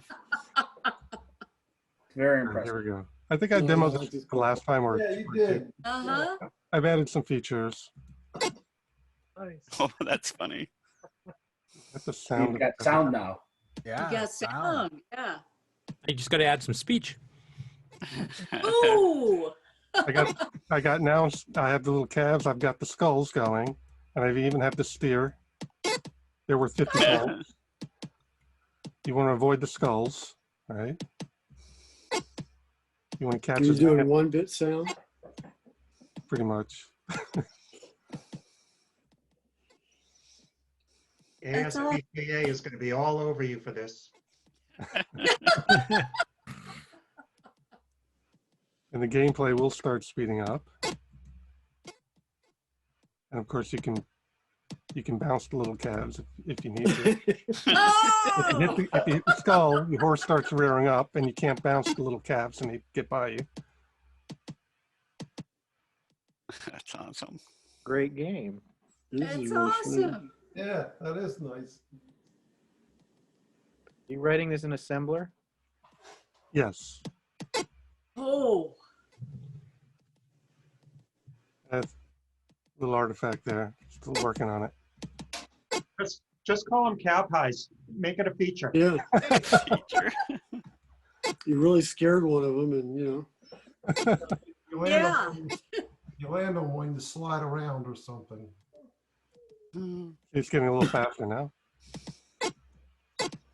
Still working on the algorithms of how fast it should speed up and how many cows should start coming out at a time. And Well, it looks pretty good. You know, you It want looks to be challenging. good. Very impressive.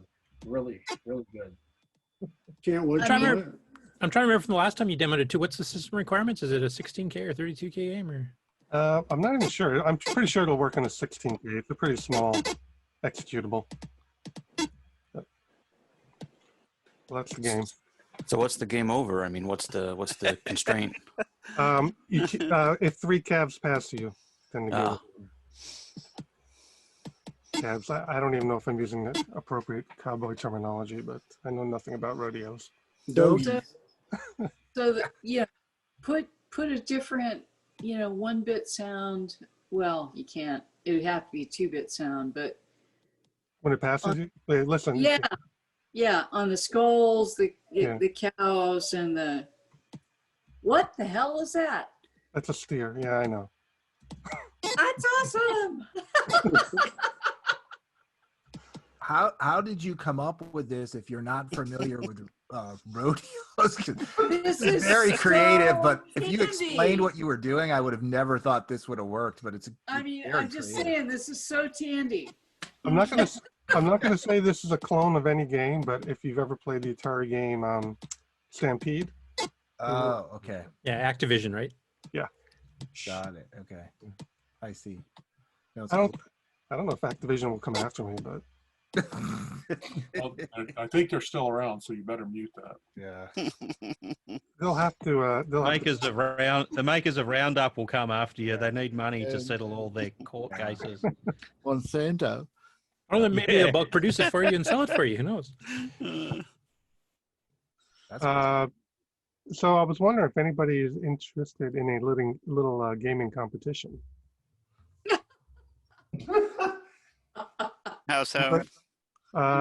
Competition entail. We'll play a game, and whoever can score the most points, a TRS 80 game on an emulator.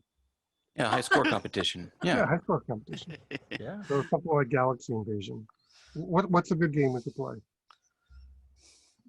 What's your favorite TRS? You got to have Frogger in there. Always loved Robot Attack. Volcano. That was a good one. Weird. Is that an MC in front of you? Who, me? I'm sorry, I didn't see his name. That was Tim. Tim. Yeah. A what? An IMSI? What's that computer under your monitor? All those flashing lights. Oh, it's a PDP-11 and PDP-8 repros. That's awesome. Yeah. Yeah. Do you know that I had to pay $1 per CPU minute at the University of New Mexico to use a PDP-11? Yeah, I believe it. And which operating system are you running on, like Ristus or? Yeah, Ristus. Mostly on the PDP-8, I play Space War. That's pretty much That it. is awesome. It's one of my projects now is I have an 1170 that I'm going to restore. Okay, a real one? Wow. Yeah, a real one. That is a project. It's hardcore. I remember we had 1134 at work, and then one of my coworkers took it home and ran it in his apartment building. The first time he kicked it on with tape drives and everything else, there actually dimmed the lights in the building. So beware your power bill. Yeah. Saved on heating. Yeah. Yeah. I think the PDP-8 was famous because it was the first computer ever that just plugged into the wall.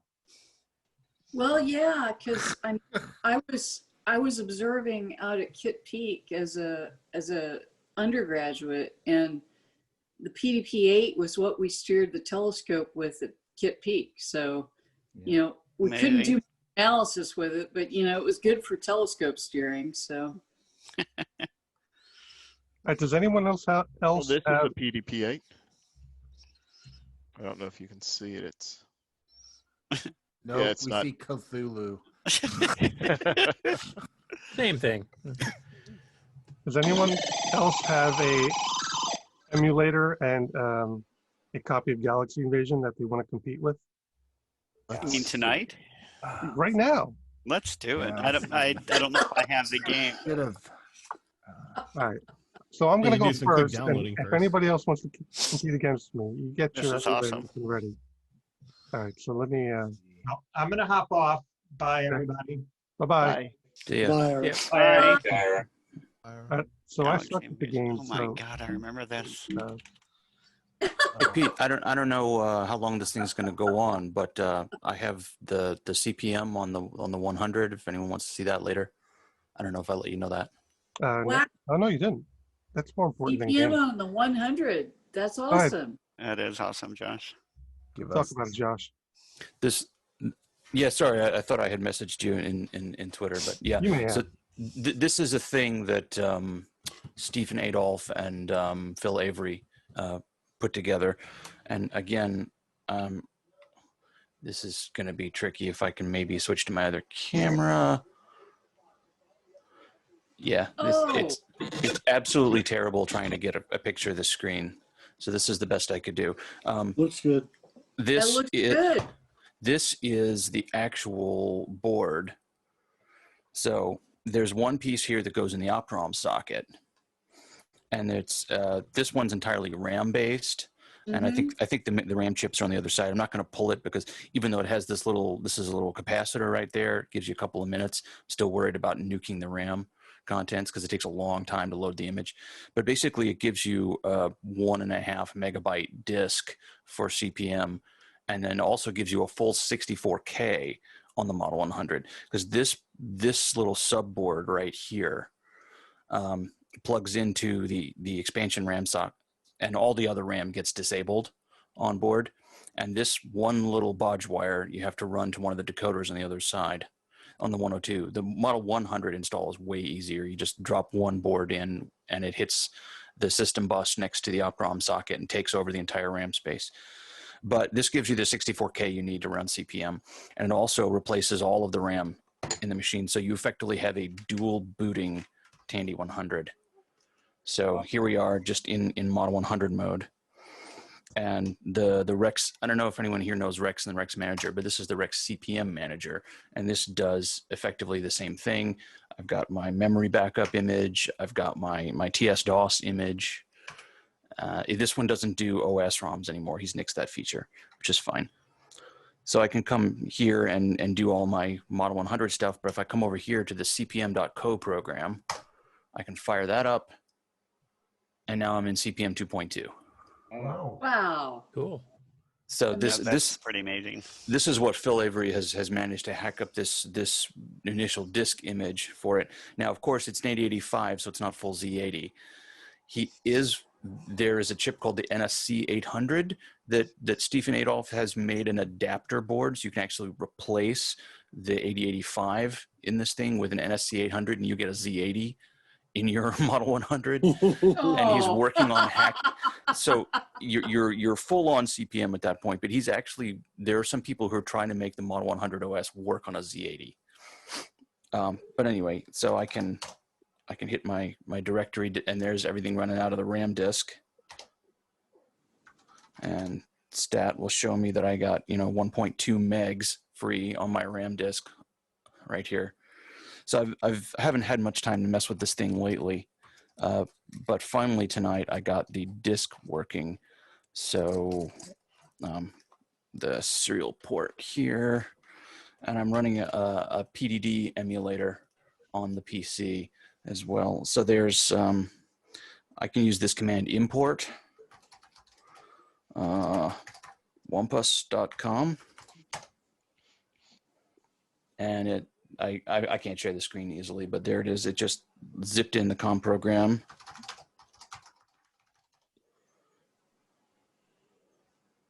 Sitting on my disk, and now I can play Hunt the Wumpus.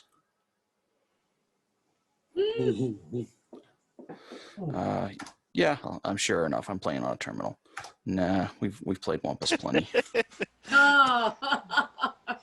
Yeah, that's pretty cool, Josh. Yeah, so I'm curious to how that would look on the disk interface with the composite little green screen tube. So I'm gonna have to pull mine out. It would look like absolutely nothing because it's completely incompatible. Oh.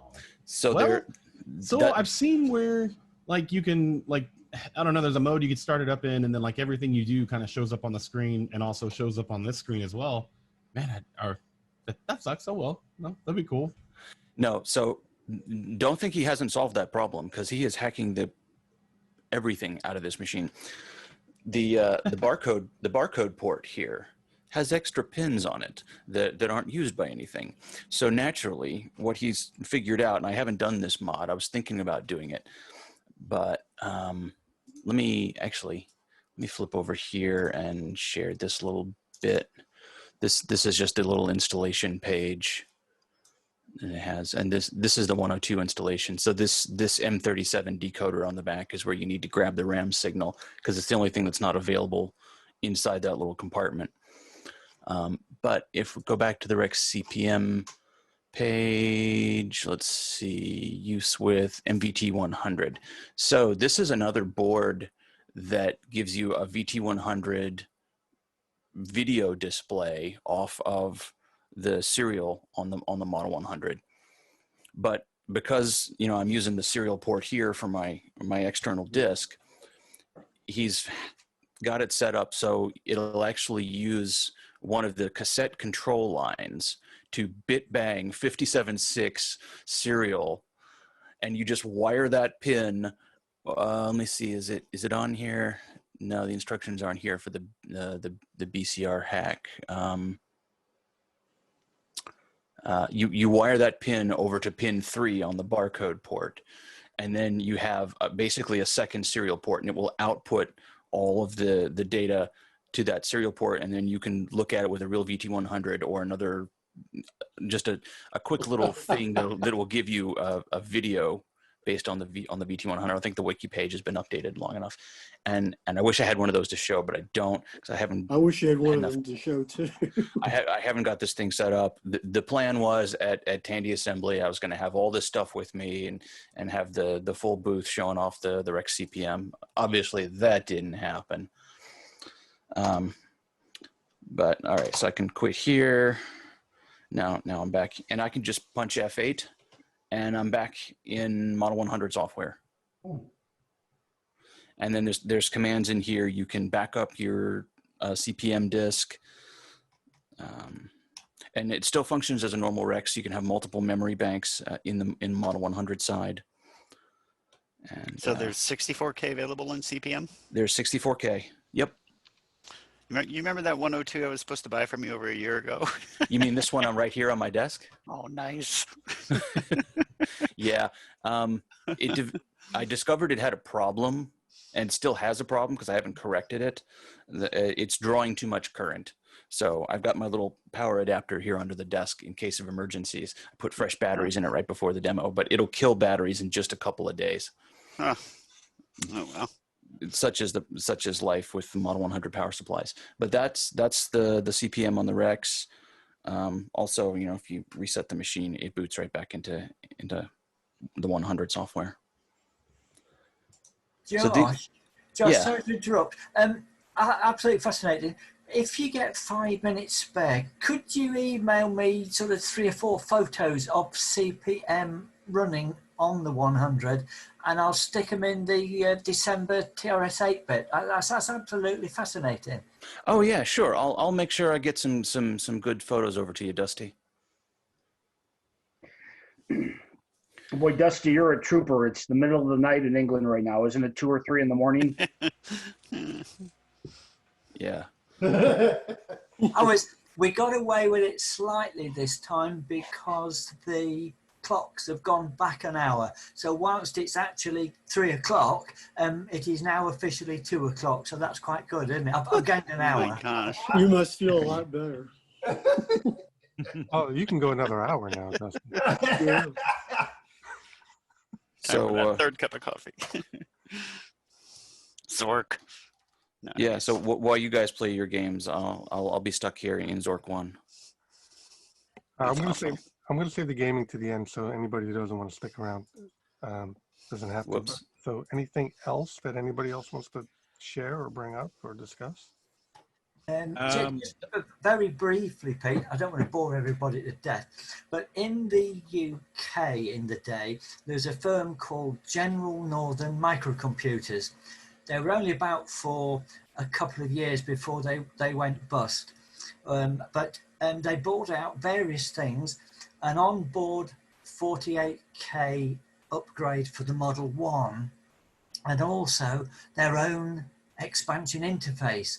Now, Gaza, I've noticed, has got a version of the expansion interface. It was called a DP1000. I don't know why, it just was. And then later on, they upgraded it to have inclusive of a half-size 5 1/4 drive and a printer port. And it just plugged into the back of the Model 1, which had a 48K upgrade. Now, I'd never seen one of those in the day. I had seen the adverts for them. And on Facebook, about a month, 6 weeks ago, there was a guy advertising a Model 1 for sale, which I was interested in, but it got loads of paperwork with it. So it was 40 miles away from home. So I shot off to have a quick look at it. And to my absolute amazement, it was the Model 1 with a Nomic, we call it Nomic, but a Nomic 48K upgrade on board, and the DP2000 interface. Now, I'd never seen one of these before. Unfortunately, when I got home, neither worked, as per usual. But Shane Foster, who's well, he's in the UK. The thing was just too heavy to send to Baz. And the guy sorted it all out for me, and it's got a 200 disk drive, which is not quite a half height. It's just a little bit bigger, and the cable, the drive belt had gone, so he found that the Betamax video recorder belts are perfect exchanges for them. So we've actually got this thing up and running. The Model 1 had all sorts of bits wrong with it as well, but we've managed to get it up and running the other day, and I'm getting it to boot LDOS. So I won't bore you anymore, but I'm going to put in a bit of a thing about it again in the December newsletter with some photos and some photos of the machine, the 2 bits taken apart, so you can see how they've done the 48 upgrade and the schematic for the board for the expansion interface. I'm quite excited about it, as you can tell. Very cool. Yeah, sounds cool. DP2000, I've never seen that. Never heard of it. Petition. It's what is it? Nearly November. You got about a month to get your entries in. I've got entries coming in for the TRS 8-bit competition. Prizes supplied by yours truly. So get your entries in. Okay, what do you got to eat? It's lunchtime here. We're intimidated by Roundup. What's the deadline? Well, it's November 30th. Is that it's right? November 30th, but if we could get it in before then, but that would allow us to keep the publication date relatively consistent each year, hey, Dusty? Yeah, no, as I say, yeah, I'm hoping to publish the first weekend in December. So if you've got anything to get, if you get anything in, either to me or if it's the competition to Mav. We've also got the second prize, haven't we? Because there's 2 competitions for the most useful or exciting thing that's been produced throughout the year. And we've got a set of Royal Mail postage stamps which featured computer games from the 1980s. It's quite unique. So they're not particularly valuable, but it's just a unique collector's item, which I thought might make a good prize. Yeah, for that one, so things for that competition don't need to be, they just need to be available. It's basically something that's released. So as long as you tell us about it, so things like the Talker 80 and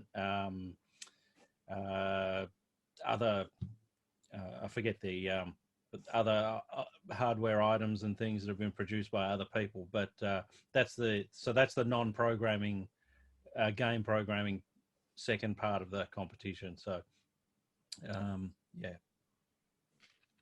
cool. All right, anyone else? Any news? I'm just wondering whether we'll see what Val's cooking so we can eat it.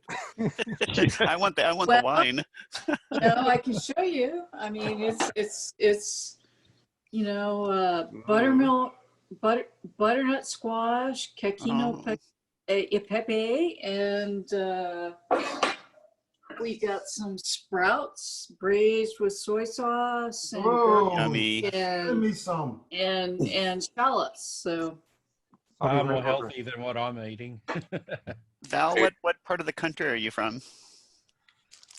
Oh, I'm from all over. I mean, I'm of Scots extraction, but my parents were from Iowa, and I was born in New Jersey, lived in Pennsylvania, South Carolina, went to college and grad school in upstate New York, and then Ken hired me in Texas. Nice. So, and then we moved to Washington State. So it's like, oh my goodness. I'm a you know, wherever, you know. Nice. Where in Iowa are your parents from, Val? I live in Iowa. Oh, well, you know, Mom was from Fernald and Dad was from Nevada. So west of here. Where are you from? Well, I'm originally from Ottumwa, which is in the southeast. Oh yeah. But I live in Des Moines now. Oh well, so you're a big city boy. Oh, I am. Yeah. You're a bit far for me to invite myself to dinner, I'm afraid. Yeah, Peter, I'm still I posted a picture a while back. I finally unpacked my closet and took the 5 Model 4s that I had in there out, and I've been slowly restoring those and trying to get them all to work. So if anyone lives near Pittsburgh, Pennsylvania and needs a model, get in touch with me. Wow. I will have a surplus, and my son and wife will probably be giving them away for free on the front yard at some point. When I was a kid, I lived in Dorseyville, so yep. You have amassed a very diverse, geographically diverse group of people here. That's what makes it beautiful. So I have a question about the CPM on the Model 100. How do I do that? Is there like a web page about it or something? Yeah, sorry. That would have been useful, wouldn't it? Also, you used a 102. Can you do it on a 100 or do you need a 102? So there's different models of the actual board for the 100 and the 102, because the 100 takes advantage of the fact that it's right next to the system bus connector, and it plugs in there to drive the RAM and get the RAM signal. The base.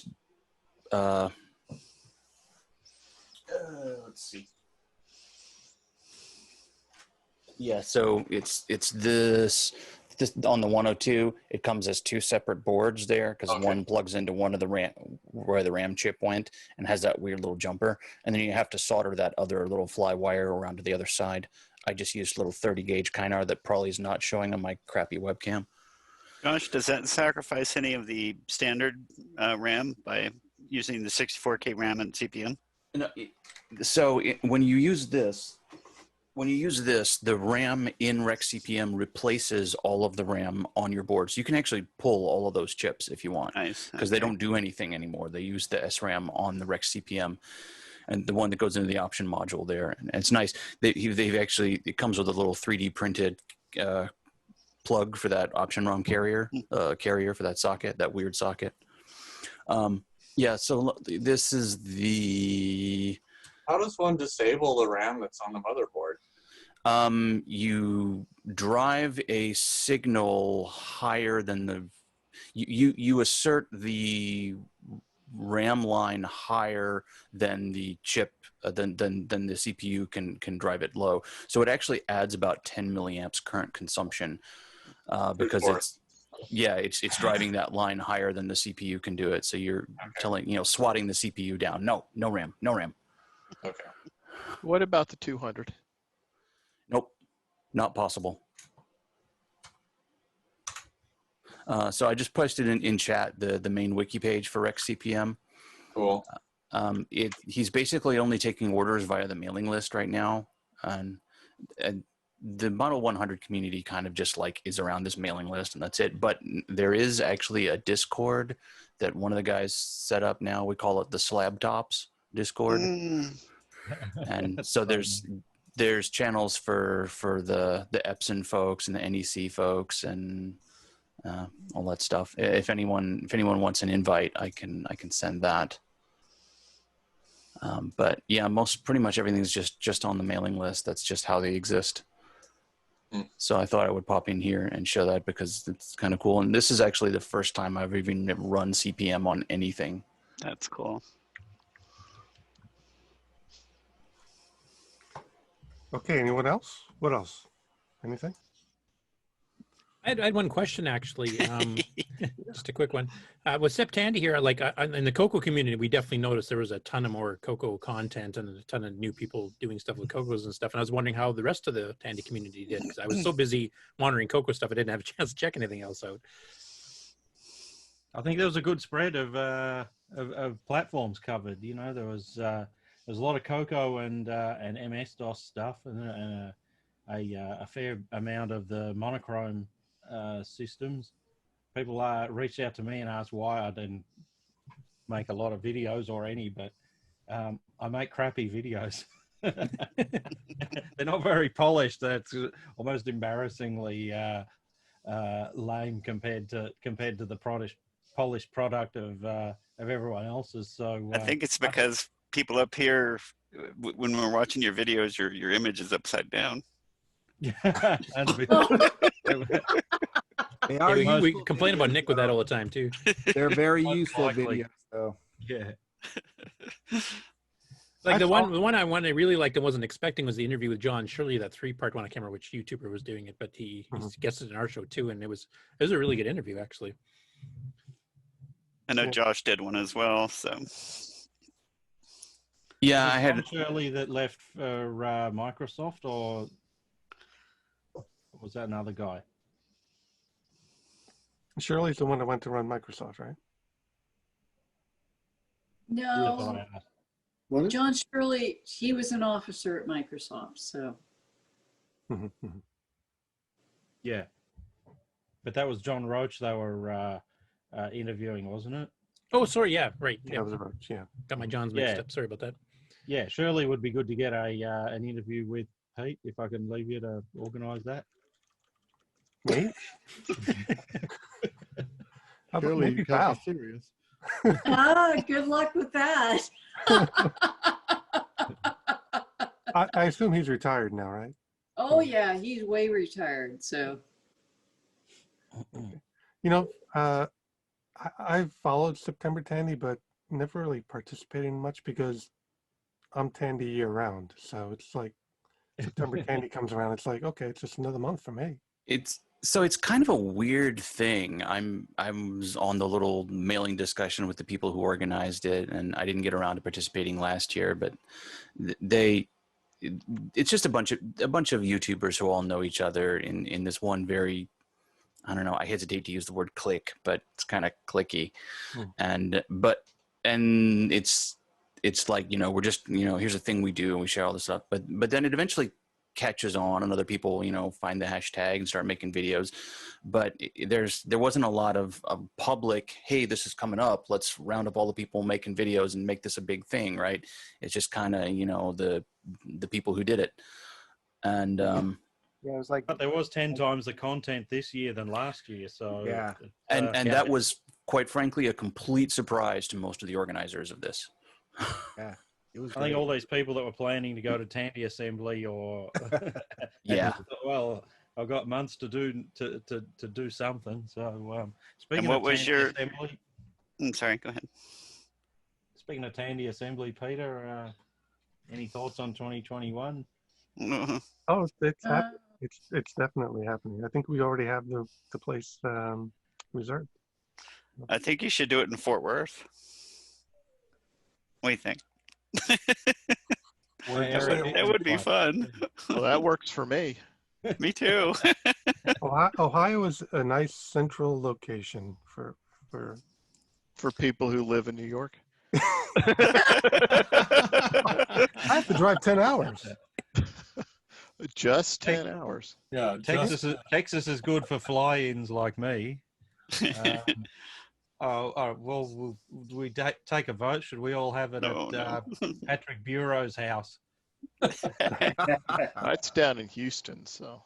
The problem with Fort Worth is, you know, the first time I went there was the time we collected the Frank Dirta items, and you just have to drive forever to get anywhere. Yeah. Texas. It's like Australia. That's what's so great about it. Dude. I mean, like, oh, we're going to go on the other side of Fort Worth, but that's like 2 hours away. Oh, it's big. I mean, let me tell you, when I came driving down to work in tech support, you know, I hit the Texas line and I thought, oh yay, I'm almost there, and it was like 8 hours later.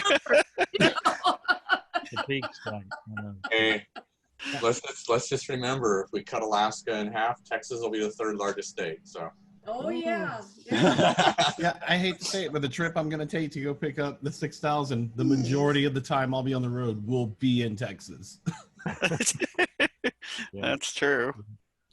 So back to Springfield. That's the plan. Same place. The Marriott have offered us an excellent rate. Yep, same place. And Awesome. We'll be back in the ballroom, I believe, but it'll all be renovated from 2 Tandy assemblies ago. So, are we going to keep the tech day? Is that still the? Yep, that's going to still happen. Definitely. And we'll be waiting on your submission, Tim, for your tech topic. Yeah, we have to resubmit if we this year. I'll have to dig that proposal back up. Awesome. Well, I definitely want to try to make it up there this time. So yeah, in Texas, if anybody wants to road trip and we want to put something together, y'all reach out to me so we can all go together, maybe save some money or something. So which date, Peter? What is the date? End of September. Oh, end of September. Do you actually have a date? I probably do, but. Okay, if you could post that in the Discord, it's nice to get tickets early or plan around it. Hey, Pete, could you drop the Discord invites into the Facebook group? I got it the last time here in Zoom, and then when I closed Zoom, I sort of lost it. And for people who don't have Facebook? Yeah. I don't necessarily want to publish it too wide because one of the advantages of it is it's low volume but high quality. That's what we're trying to maintain with it. So yeah, but I'll definitely send it to everybody here that wants to be in it. Okay. This is tentative, these dates, so don't nail me down, but I'm pretty sure it's going to happen October 1st, 2nd, and 3rd next year. Save the so date. it'll be a warm one. Yeah, I'm not sure if I'm supposed to announce it at this point, but I'm pretty sure that's pretty solid. So You're only live on YouTube, so don't worry about it. Inshallah. Could be watching. That's Yeah. true. There's only 14. It's only 14 people watching on YouTube right now. So subject to change. Oh yeah, but when you know, after today, it's just going to ramp up to 2 or 3 million. You know that, right, Josh? Yeah. oh, definitely. Right. We're trending. Tandy firm. So on the Tandy assembly, I had spoken, I don't know if it was with you or Randy, about a thing that I think every vintage fest should have, which is a solder fast learn to solder table or whatever. Oh no. Is that pointless? Is everyone here completely comfortable with their soldering? No need to have any beginner level stuff? I'm game, Josh. That should be great. I reckon it'd be a great idea, actually. Yep. Planning to bring a friend that That's has not never right. touched a soldering iron, so it'd be good for him. I did some soldering at the last one. Yep, I know. Some Yeah. speed soldering, in fact, on camera. Yeah, I know. Nice. Oh, so speaking of on camera, are all the videos that survived now posted? Because I can't find my talk. I need to bug them. There are a few that we haven't published yet from last year. Okay. Randy Weaver puts the photos, the videos up, and even he said to me he just does them when he has spare time, which means they get put up sporadically. So it's not that they've been turned down; they're probably just in the to-do list. Yeah. Okay. He just needs to be reminded. I'll remind him next time we have a meeting or something. Yeah, I didn't know. I mean, sometimes there's data loss and stuff, and whatever. Yeah. No, Hey, Peter But no, Phillips, that's what's good. going on? Did your thing crash? Peter Phillips, did your emulator crash? At least he's not sideways. I'm muted. It's just I paused it. Oh, okay. It looked Ooh, like look at this. I can't really play. Oh, that's really awesome. Oh, no. Hit the Alt key there. Space bar. I can get a great score on just about anything if I can pause it repeatedly. Yeah.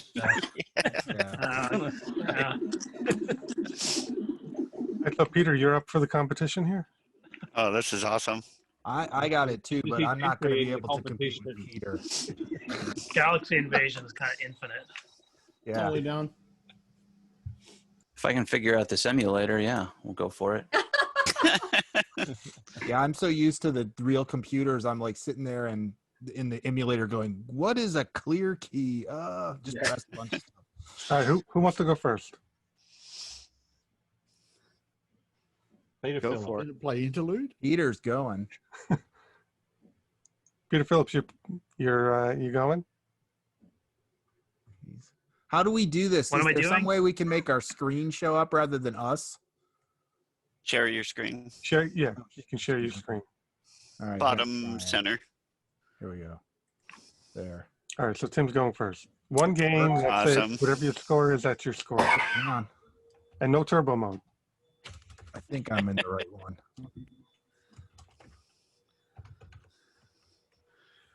Oh, this is awesome. Here we go.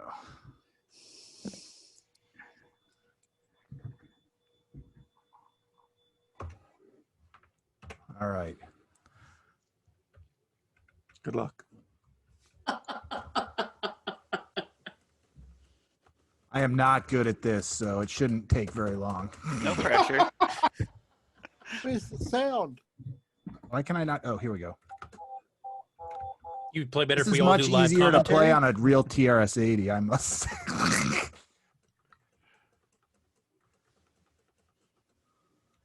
I need the emulator version that Peter and George had where it was hooked up to a real keyboard back a couple years ago at Tandy Assembly.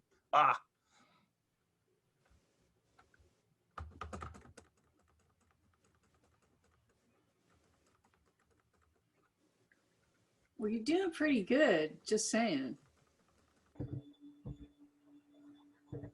Am I the only one who tried to move the cursor off the screen?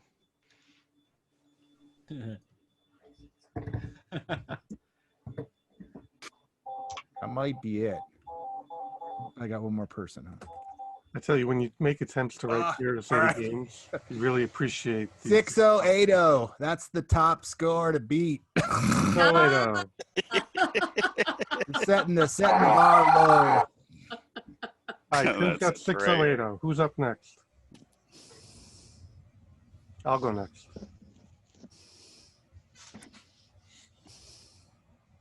Give me a second. Anyway, people, I got to go because I got to run some errands. All right, Ian. It's Take been care. good being See here. you, Ian. Later, Ian. All right. Oh man. We're not seeing the game. You're not Were seeing you- my screen? No, No. you see the Tristos Model 3 if the game just came up. Oh, yeah, I'm loading it now. Hold on a Oh, okay, got it. Oh, I thought I heard this. There we go. There you go. Now we see it. second. Okay. It's the home key. I don't have a home key. I'm on a Mac. Then you're on your own. Backslash. Too bad we don't have Yeah, the guy backslash. who wrote this on the chat to tell. I'm Bill decent. Hogue. I'm decent at this. Because I What have are you an gonna option do? There you go. What was your clear key?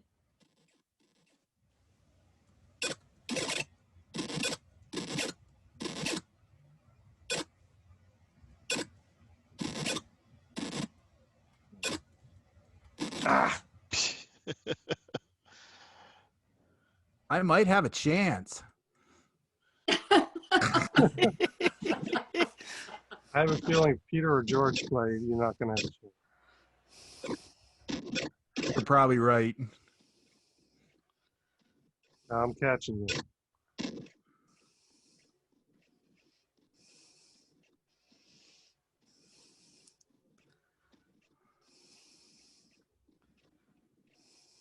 Wow. Wow. Nice job. Nay bad. Ooh. Oh. I am. Ah. 820. Right. Wait, what did I have? 60, What the day? you had 6080 or something. Yeah, it's 6080.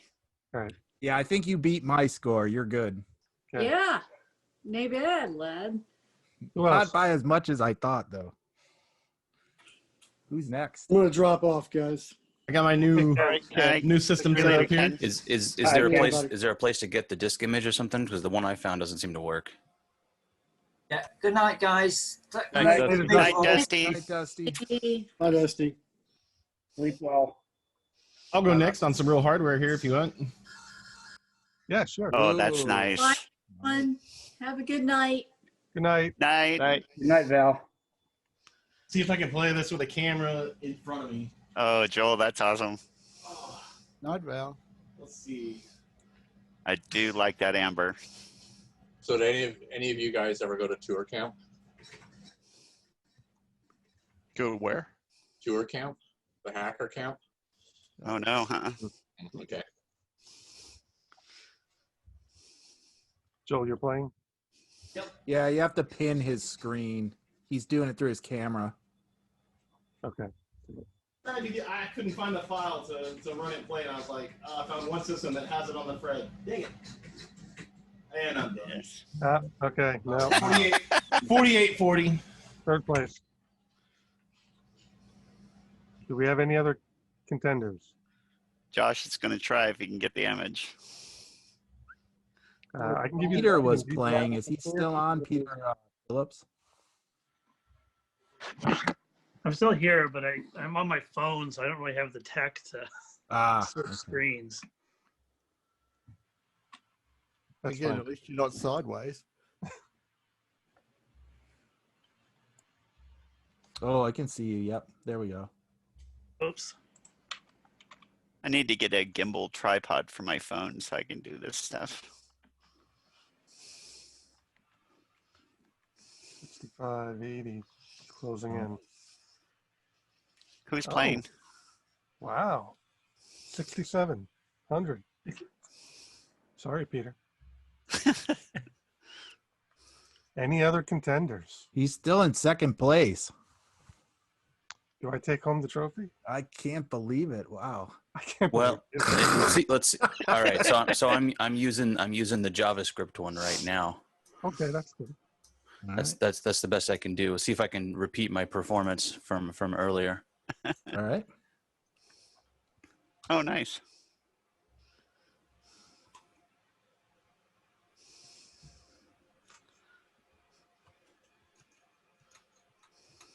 All right. I love it. We have some people playing emulator, some people playing real machines, some people playing in the browser.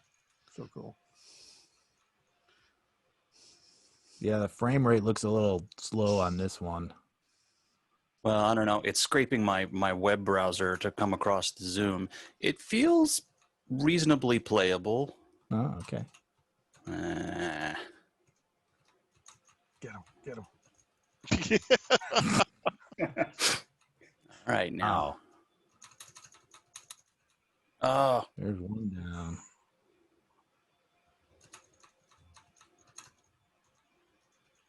Yep, there we go.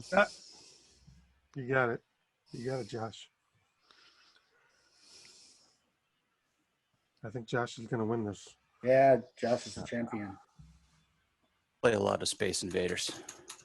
Where should I mail the trophy, Josh? Yeah. I'll get it next year at Tassim. How about that? There you go. Okay, folks. I guess All we'll right. wrap it Well, up that's here. the end of me. All right. Thanks, Josh. Thanks everyone for attending, and thanks for sharing. And again, we're going to do this monthly, so come back next time. All right. Very cool. Okay. Good night, everyone. Good night, everyone. Bye, Yeah. everyone. Night. Night. Night. Later.